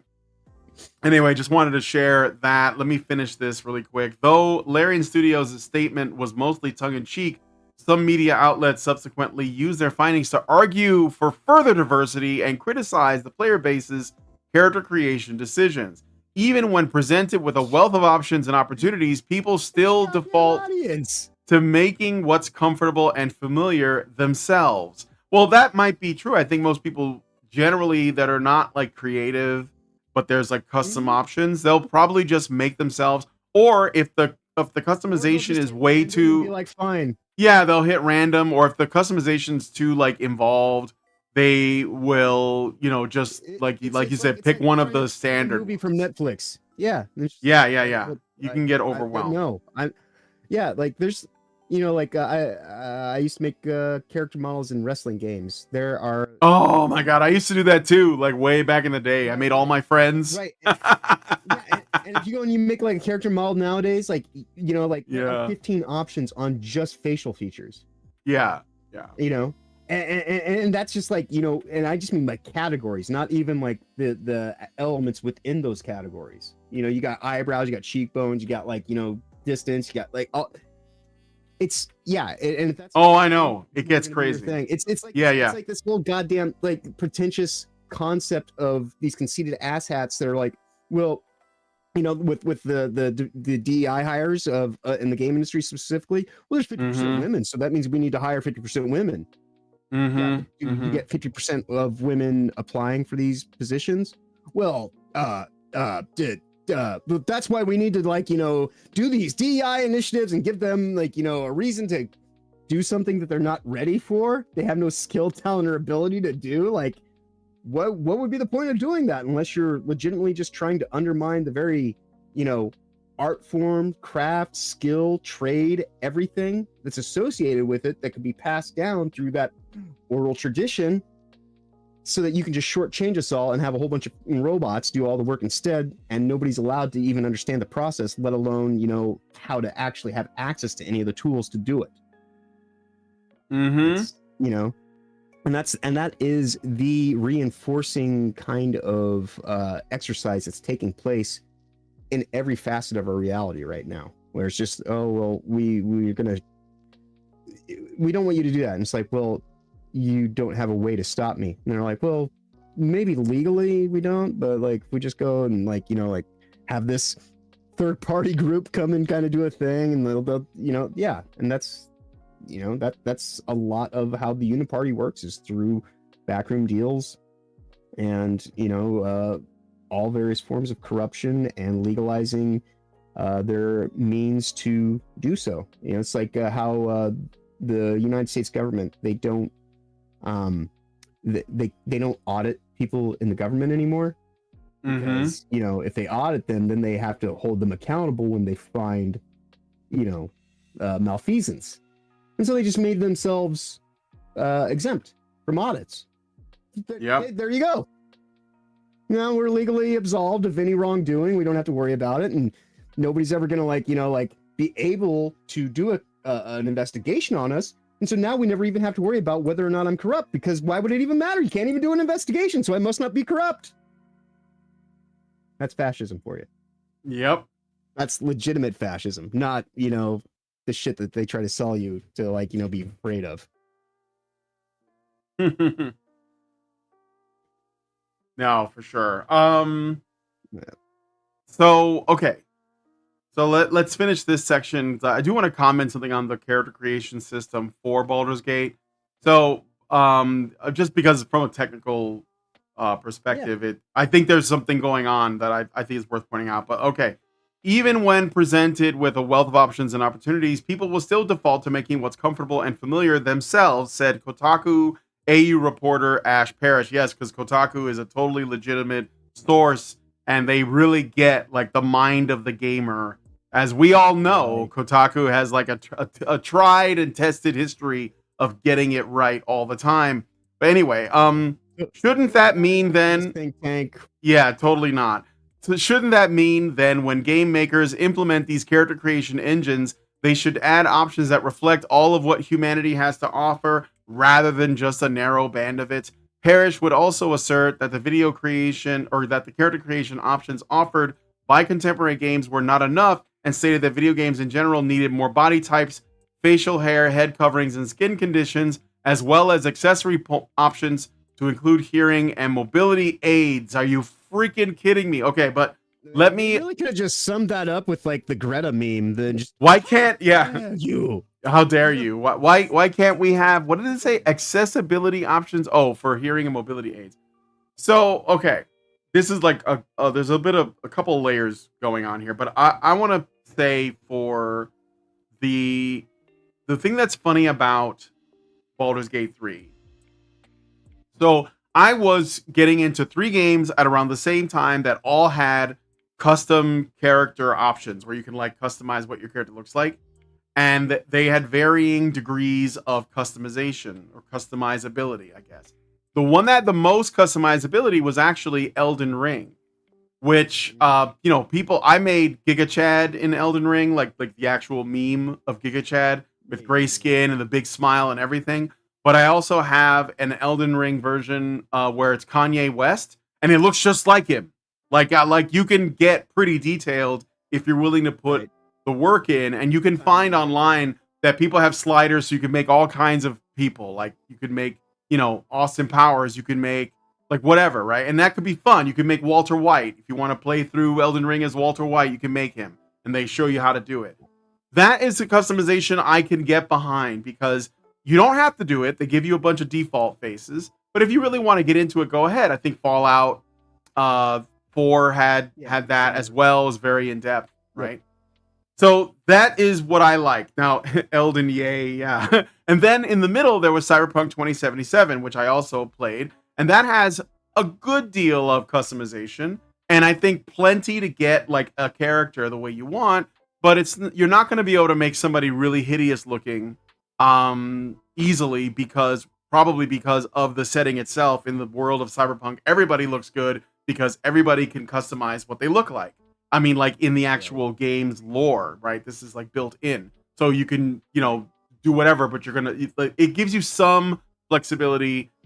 The only thing about it that I think is kind of stupid is that you don't actually see your own face because it's all first person, unless you go to a mirror Right. and look at yourself or go Right, into the or menu. the So it's mods to- yeah, or so you're not really gonna see yourself much, but it's fine, right? And then you got Baldur's Gate 3, and one of the reasons why I thought Baldur's Gate 3 was interesting was I understood it that when it was in like beta, there was actually a lot of customization. And when the game was released, they reduced it a lot severely. What I mean is there's actually like half a dozen faces for every race. That's it. And you can't move the parts around. You can't increase, like the size of your nose or your jaw or your eyes or move them. You can't do any of that. It's just like, and the faces are all generic. It's like Caucasian face, Asian face, black face. And then there's like, maybe a Latino looking face, and that's it. So you have like a handful of face types, and there's male and female for each. And that's it. And you can choose your skin color, but it doesn't have an impact on it. So you can be like a person with like, for example, Asian facial features, but dark skin, like a black Right. person. And so I think the reason for this was because there was pressure to make it to where people want to make their character make it to where the characters will come out more diverse because they limit your options. Now that seems weird, but they limit your options in such a way that No, there's only one. Constraints make it more possible. It's like we were just saying with the Netflix thing. If you give people less choices, they'll make their own thing because they like it. If you give them too many choices, they'll just take what everybody else gets. Yeah, but the things they choose to the things that they choose that to make more available in terms of options are really strange choices. So like, there's only in terms of facial bone structure. Okay, there are differences in races. That is not debatable. It's just the reality. Like white people have a certain, or not. I don't like to say white. People from Caucasian, European, pale faces. No, people from like Western Europe, Eastern Europe, whatever, in the European countries, they have a certain facial structure. People in African from African countries have a different facial structure. People from Australian Aboriginals have a different facial structure. Asians, like people from the Orient, they have a different facial structure. You can see it. And if you like paint the skin, whatever, it doesn't matter if it's white, yellow, pink, Right. blue, they're going to look Asian. They're going to look black. They're going to look white. Okay. That's how it's going to look. So they limit that so that there's only a handful of options in terms of the facial structure, but they open up the skin tones. So you could make like basically an albino looking black guy, because you can make his, like, give him a black face, but give him white skin, or at least as light as the game lets you. And that is, again, that's going to be it's a choice. Obviously it's okay to have more options than less, but it's strange because what they're doing is they're saying that they want you to treat all of these faces interchangeably. And the faces are also that way, even based on the actual race of the character you make. So for example, you can make, if I don't know how this is going to come up, like if you're going to understand what I'm getting at here, but if you make a human, humans will have the different racial like features, like a black human, an Asian human, a white human. But if you make like a dwarf, dwarves are dwarves. Like they're not necessarily, they don't necessarily look, Asian or I don't know, like South American. Like they're dwarves. Species. Yeah, they are their own species, but because they're based on a kind of Germanic folklore, they are going to look like that. So like they're, like the dwarves in The Hobbit or the dwarves from Lord of the Rings, like Gimli, that's a dwarf. Yep. Like that, like that's what it looks like. If you cast a black guy, it's going to look weird. It's going to be Rings of Power. That's just what it is. So it doesn't work, but the game, it encourages you to make your dwarves, elves, half elves, or tieflings into, weird kind of crossbreed racial, versions. And it just doesn't look, it looks wrong. It looks wrong because it doesn't fit the setting. And I think that's And that's a weird detail that they didn't have to put. Now, if they wanted to, they could have made given elves their own set of faces, but they all look like elven faces, but maybe there's a little bit of variety in there. And the same thing with dwarves, etc. But that's not what they're doing. That's what I'm getting at. There's a push for their sort of like, it's the opposite of racial blindness. You know, the opposite of racial blindness is being pushed into character creation by saying these are your options. And it looks awkward and everyone knows it. And I think this is one of the reasons why the most common character type that came out was white human, because they didn't feel like anything else made sense, even though the game really wants them to try to make sense of that. And the other thing that is extremely weird, and I just got to say this, is that there's an option for some reason. So there's like facial hair and there's like tattoos and you can put, and piercings. For some reason, there's tons of options for facial piercings, which is another strange thing that doesn't really fit well into the medieval setting. Right. And then there's like this slider for vitiligo. Like just out of nowhere, there's a slider for vitiligo, and you can give your vitiligo pigmentation to all of the races, including tieflings. And it's like, what? Why this? Like of all things, why is vitiligo pigmentation in here? You know what I'm saying? Well, obviously it's just a matter that the audience is composed of a whole bunch of bigoted racists. That must be it. Yes. I mean, it's not like this is, again, like if you were watching I don't know, like if you were watching like a Lord of the Rings movie and there was a dwarf that showed up and he was like a hairless albino with vitiligo pigmentation for some reason. He was played by like some guy from like, like Thailand. Wouldn't you think, like, it doesn't mean you hate anybody, but wouldn't you think this is a strange casting choice? Like, that's what I'm saying. Like, it's just weird.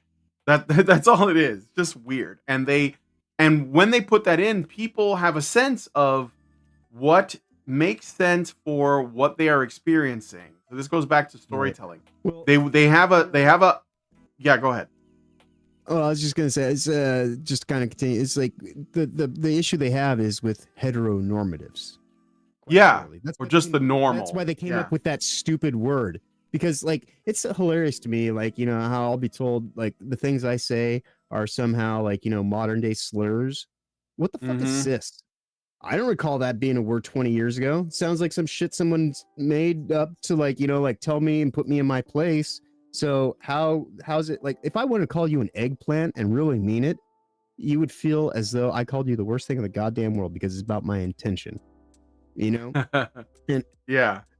I'm and I actually have a soundbite.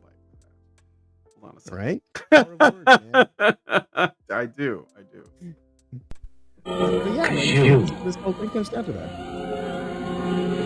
You are eggplant.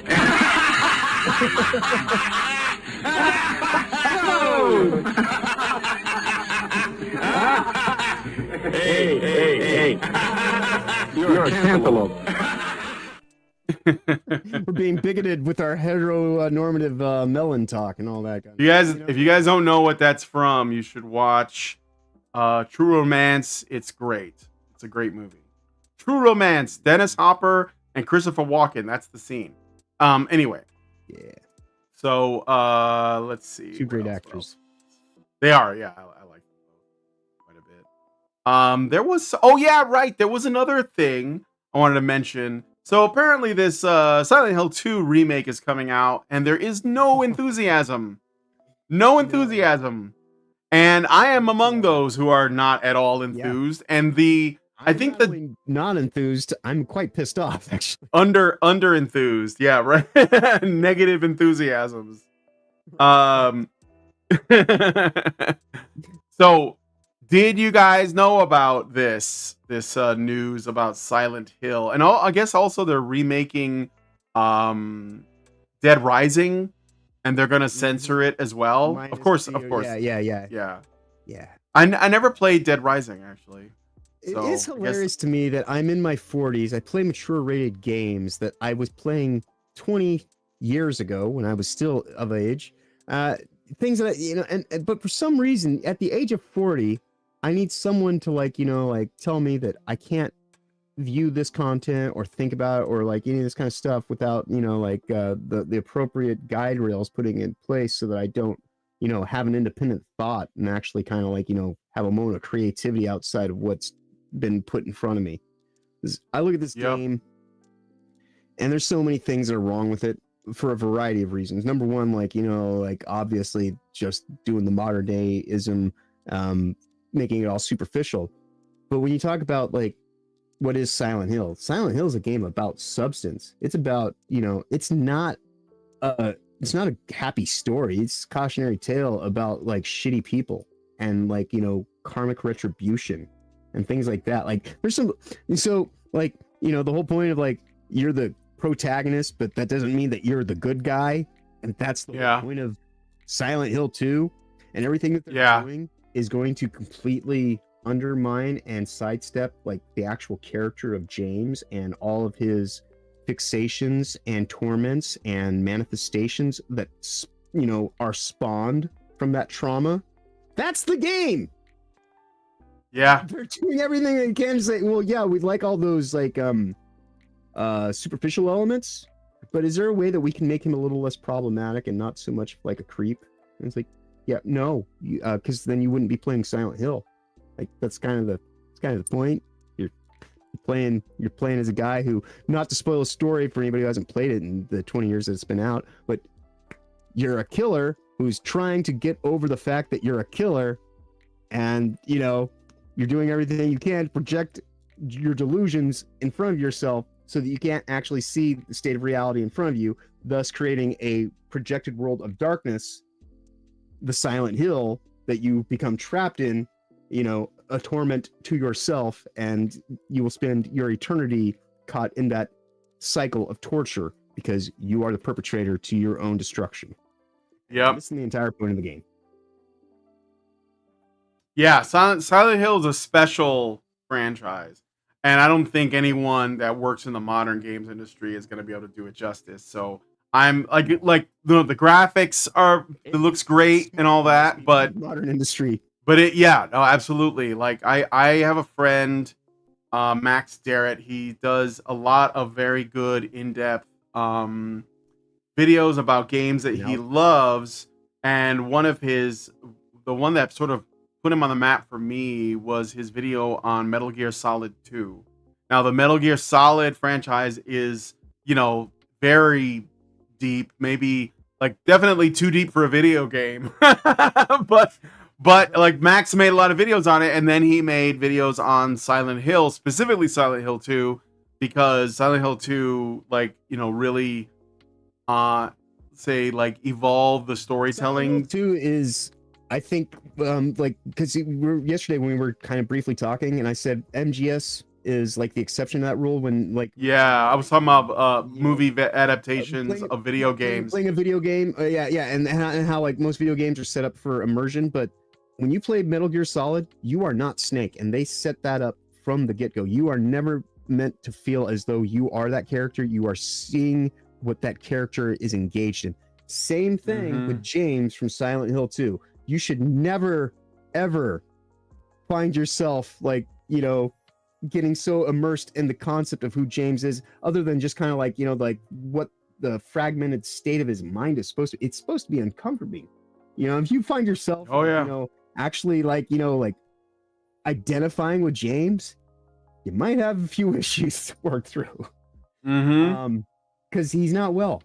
That's the whole point of it, But the funny thing is, though, is you have a whole bunch of delusional, sick people, being employed to make a game about people that are projecting their, ability to avoid being delusional, sick people, and this is ultimately the product that you would get because again, they're just revealing everything that they are through their projections and what they're trying to avoid, because those things consume them in such a way, and they have such feelings about it that they don't want anybody else to deal with the shit that they deal with, because they're the ones who actually have all these fucked up issues.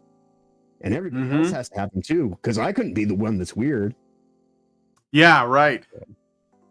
So yeah, I just wanted to mention that, yeah, Silent Hill, they want you to give it a chance. And I'm glad that they're worried. This is good because it means that gamers are actually like, voicing their concerns. I've noticed that this Right. discussion, and I know that we gotta end the show here pretty soon, but I have noticed that, and I'm really glad to find that this discussion is like, it is happening across the internet in a lot of ways.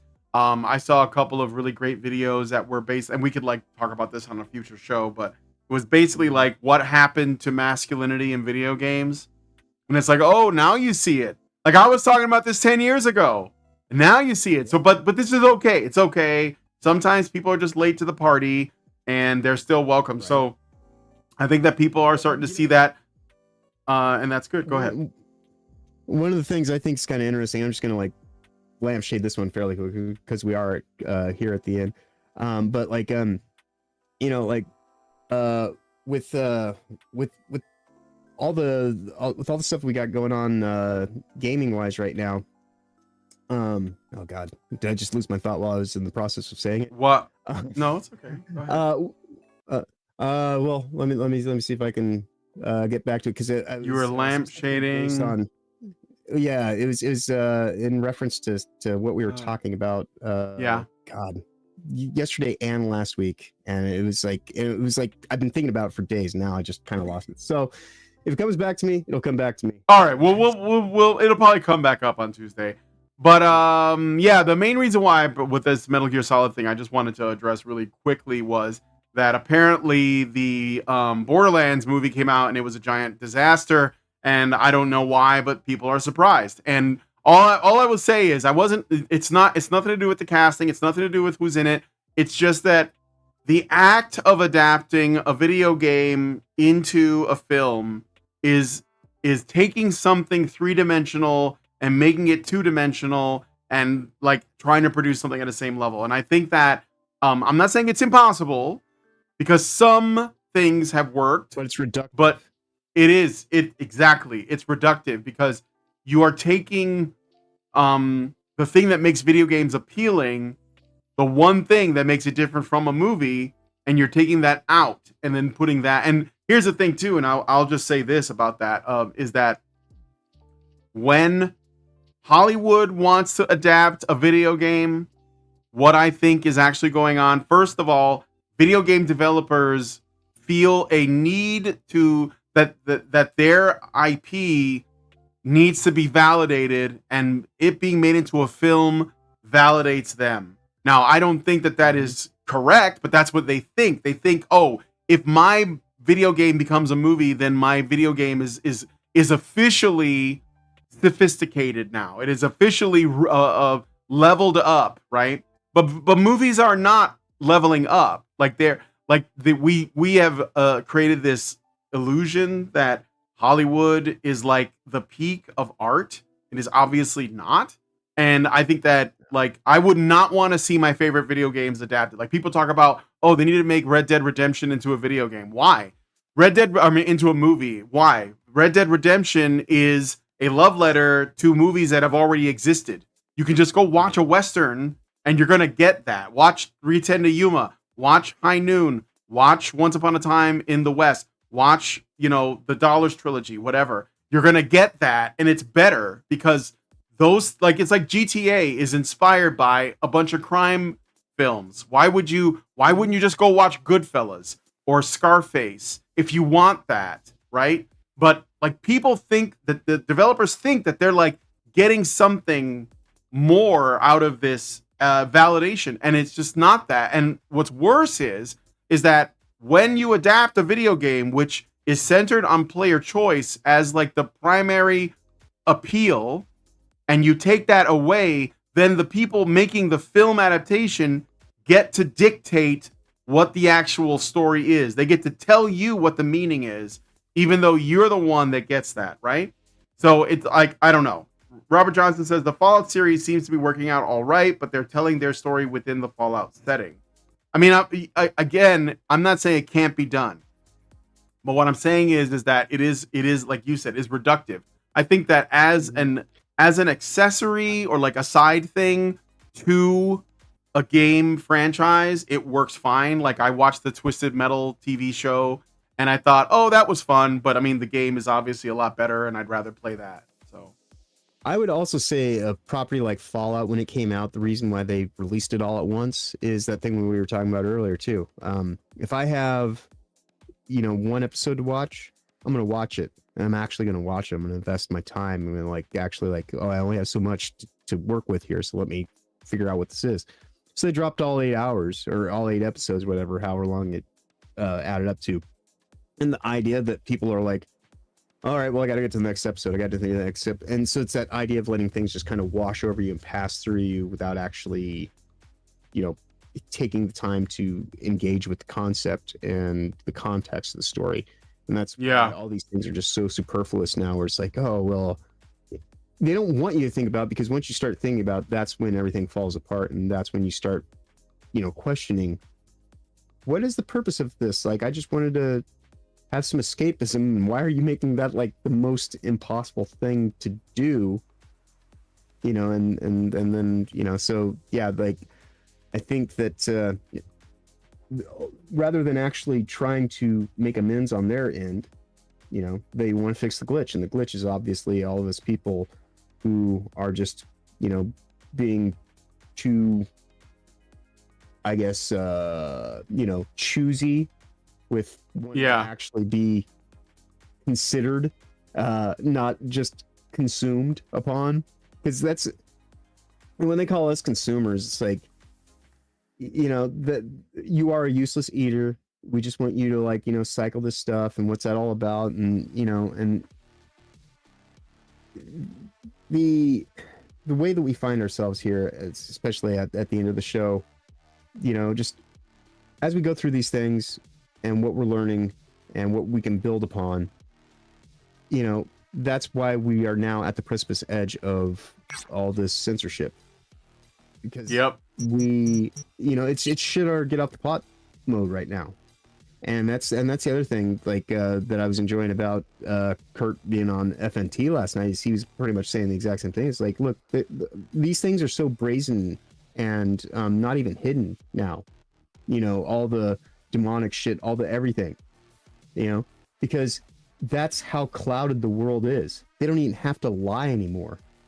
You'll do the lying for them, unless you actually have the eyes to see to begin with, in which case you'll never accept any lie that they try to put on you, or even in you, or if they corrupt the very essence of your soul. That's what a lot of this is ultimately about, and that's why they go after these things that speak to the human condition rather than necessarily us as individuals. Yes, they can do that, but if I go after a person, then I make a martyr. I make an icon, right? If I undermine, a state of being and how things actually work, well, then now I've put all that, camaraderie and community and compassion and willingness to work together against each other. And so now, I just have to sit back and watch them grow to hate each other all the more, and do everything I can to just stay out of the fray, so that nobody that makes the association with me. But it's too obvious now. We know who the Rothschilds are. We know how the WF operates. We know what the United Nations is clearly, doing everything it can to go and put, global forces in areas that they're not indigenous to, so that there is no capacity for exchange in a meaningful way. Because where I was talking about too much harmony is a bad thing. Well, so is too much discord. That's why it's called harmony and discord. It's that exchange. So they want us all just to be in states of discord without any ability to ever find harmony. And and that's why they destroy our entertainment, because that's where we would normally find things that we harmonize on, even though we have our own discords in terms of our alignments politically, this, that, whatever. We can have these forms of escapism where we can find our humanity together in fellowship, right? Yeah. So that's why they come after this stuff. It's just, sure. They don't want you to have any reprieve from hating each other and feeling as though everything is kind of stacked against you. Getting out of that mindset is one of the most revolutionary things that you can do with your time on this earth. You know, it certainly wasn't easy for me, you know, and even still, like, people want to challenge it, but at a certain point in time, you know, it's like, I'll talk about things like I said, like what Kurt was doing on FNT last night. He gets in there and he really goes and he just starts talking about some of the stuff that people are just like, I feel so uncomfortable about what Not ready for this. Yeah, right. That I'm going to outwardly, like, you know, do everything I can to undermine, like, believing what you're telling me. And it's like, yeah, but why would I tell you that? What do I gain out of it unless I'm actually just trying to give you wisdom? You know, that's the whole thing about wizardry is a lot of people are suspicious of wizards because why are you telling me this information? Why? I never knew this beforehand. Why would you give me this information? It's like, because nobody would tell you beforehand. And, you know, and I don't want to see like a further reinforcement of what I'm already dealing with at a more magnified capacity 10, 15, 20 years down the line of more arrogance and ignorance distracting from what it actually even is. That's what all this stuff is. You know, it'd be a lot easier if George Carlin was still around because then he could be like, you know, like words like shell shock become, you know, PTSD and things like that slowly over time. It's just the way to remove our actual experience and, you know, our energy from our own livelihoods. And that's because they just want us to be empty shells that they can use ultimately to house their own spiritual vessel, you know? So. But all right, well, weird thing for we're getting it's okay. We should wrap it up here because I know that like the attention's getting divided. People are going over to Nerd Wars to watch their stream. So you guys go ahead and check them out. I'm gonna end it here. Next time I want to talk a little bit about this trailer for Agatha All Along. I don't even know what they're calling it these days. But I think I think that's what they're calling it now. But it is worth looking at because it's more witches. I don't know what it is with these people and witchcraft, but almost as though they're trying to reinforce a theme. Yeah, it's almost like there is a pattern. Hollywood all right, women, what? Yeah, yep. But anyways, we're the weirdos. So we're gonna end the show there. Thanks, guys, for coming. Thank you, John, for hanging out. Always. If you guys like this video, please hit that like button. It really helps us out. And I want to have like these sort of more, in-depth conversations about what's happening, so people understand what's going on behind the thing that's going on. But I still also like to talk about what's going on. So, without making this more confusing. Yeah, go ahead. I was gonna say, if you do like what I'm doing, you can also give me a little bit of extra support over on my problematic white guy, John Richards / problematic white guy. You just look for problematic John or anything like that. Check him out. Yeah, I'll start adding links to your. Yeah, I'll add a link to your channel in the description. All right. Well, anyway, thanks guys for coming on the show. If you guys like this video, please hit like, subscribe if you're not already subscribed, hit the bell for notifications, leave us a comment, let us know what you guys think about what we discussed on the show today. And please share this video because sharing is caring. Thank you so much for coming on today's episode of The Week in Culture, and we will talk to you all in the next one. I'll see you Tuesday, if not sooner. With the glass ceiling broken, all the oppressed groups shall prosper, especially the most oppressed group of all, gamers. I want people in the industry to be a little bit louder about people being mean to other people, and maybe say it's not a good thing. Yeah. Maybe say we don't want you around if you're going to be a cunt. Yeah. And hateful. And that the games industry is diverse naturally. Not because anyone's making them be diverse. Because the world is diverse, you stupid motherfucker. And if you have a problem with that, come fight me. Physically. Bitch. Has anyone taken you up on that yet? No, because they're all pussies. Yep. Down here, salt is a way of life. Obviously, the environment down here is all salt. The ceiling's salt, the floor is salt, the walls are salt, and to an extent, the air is salt. And you breathe that in, and you can constantly taste the salt.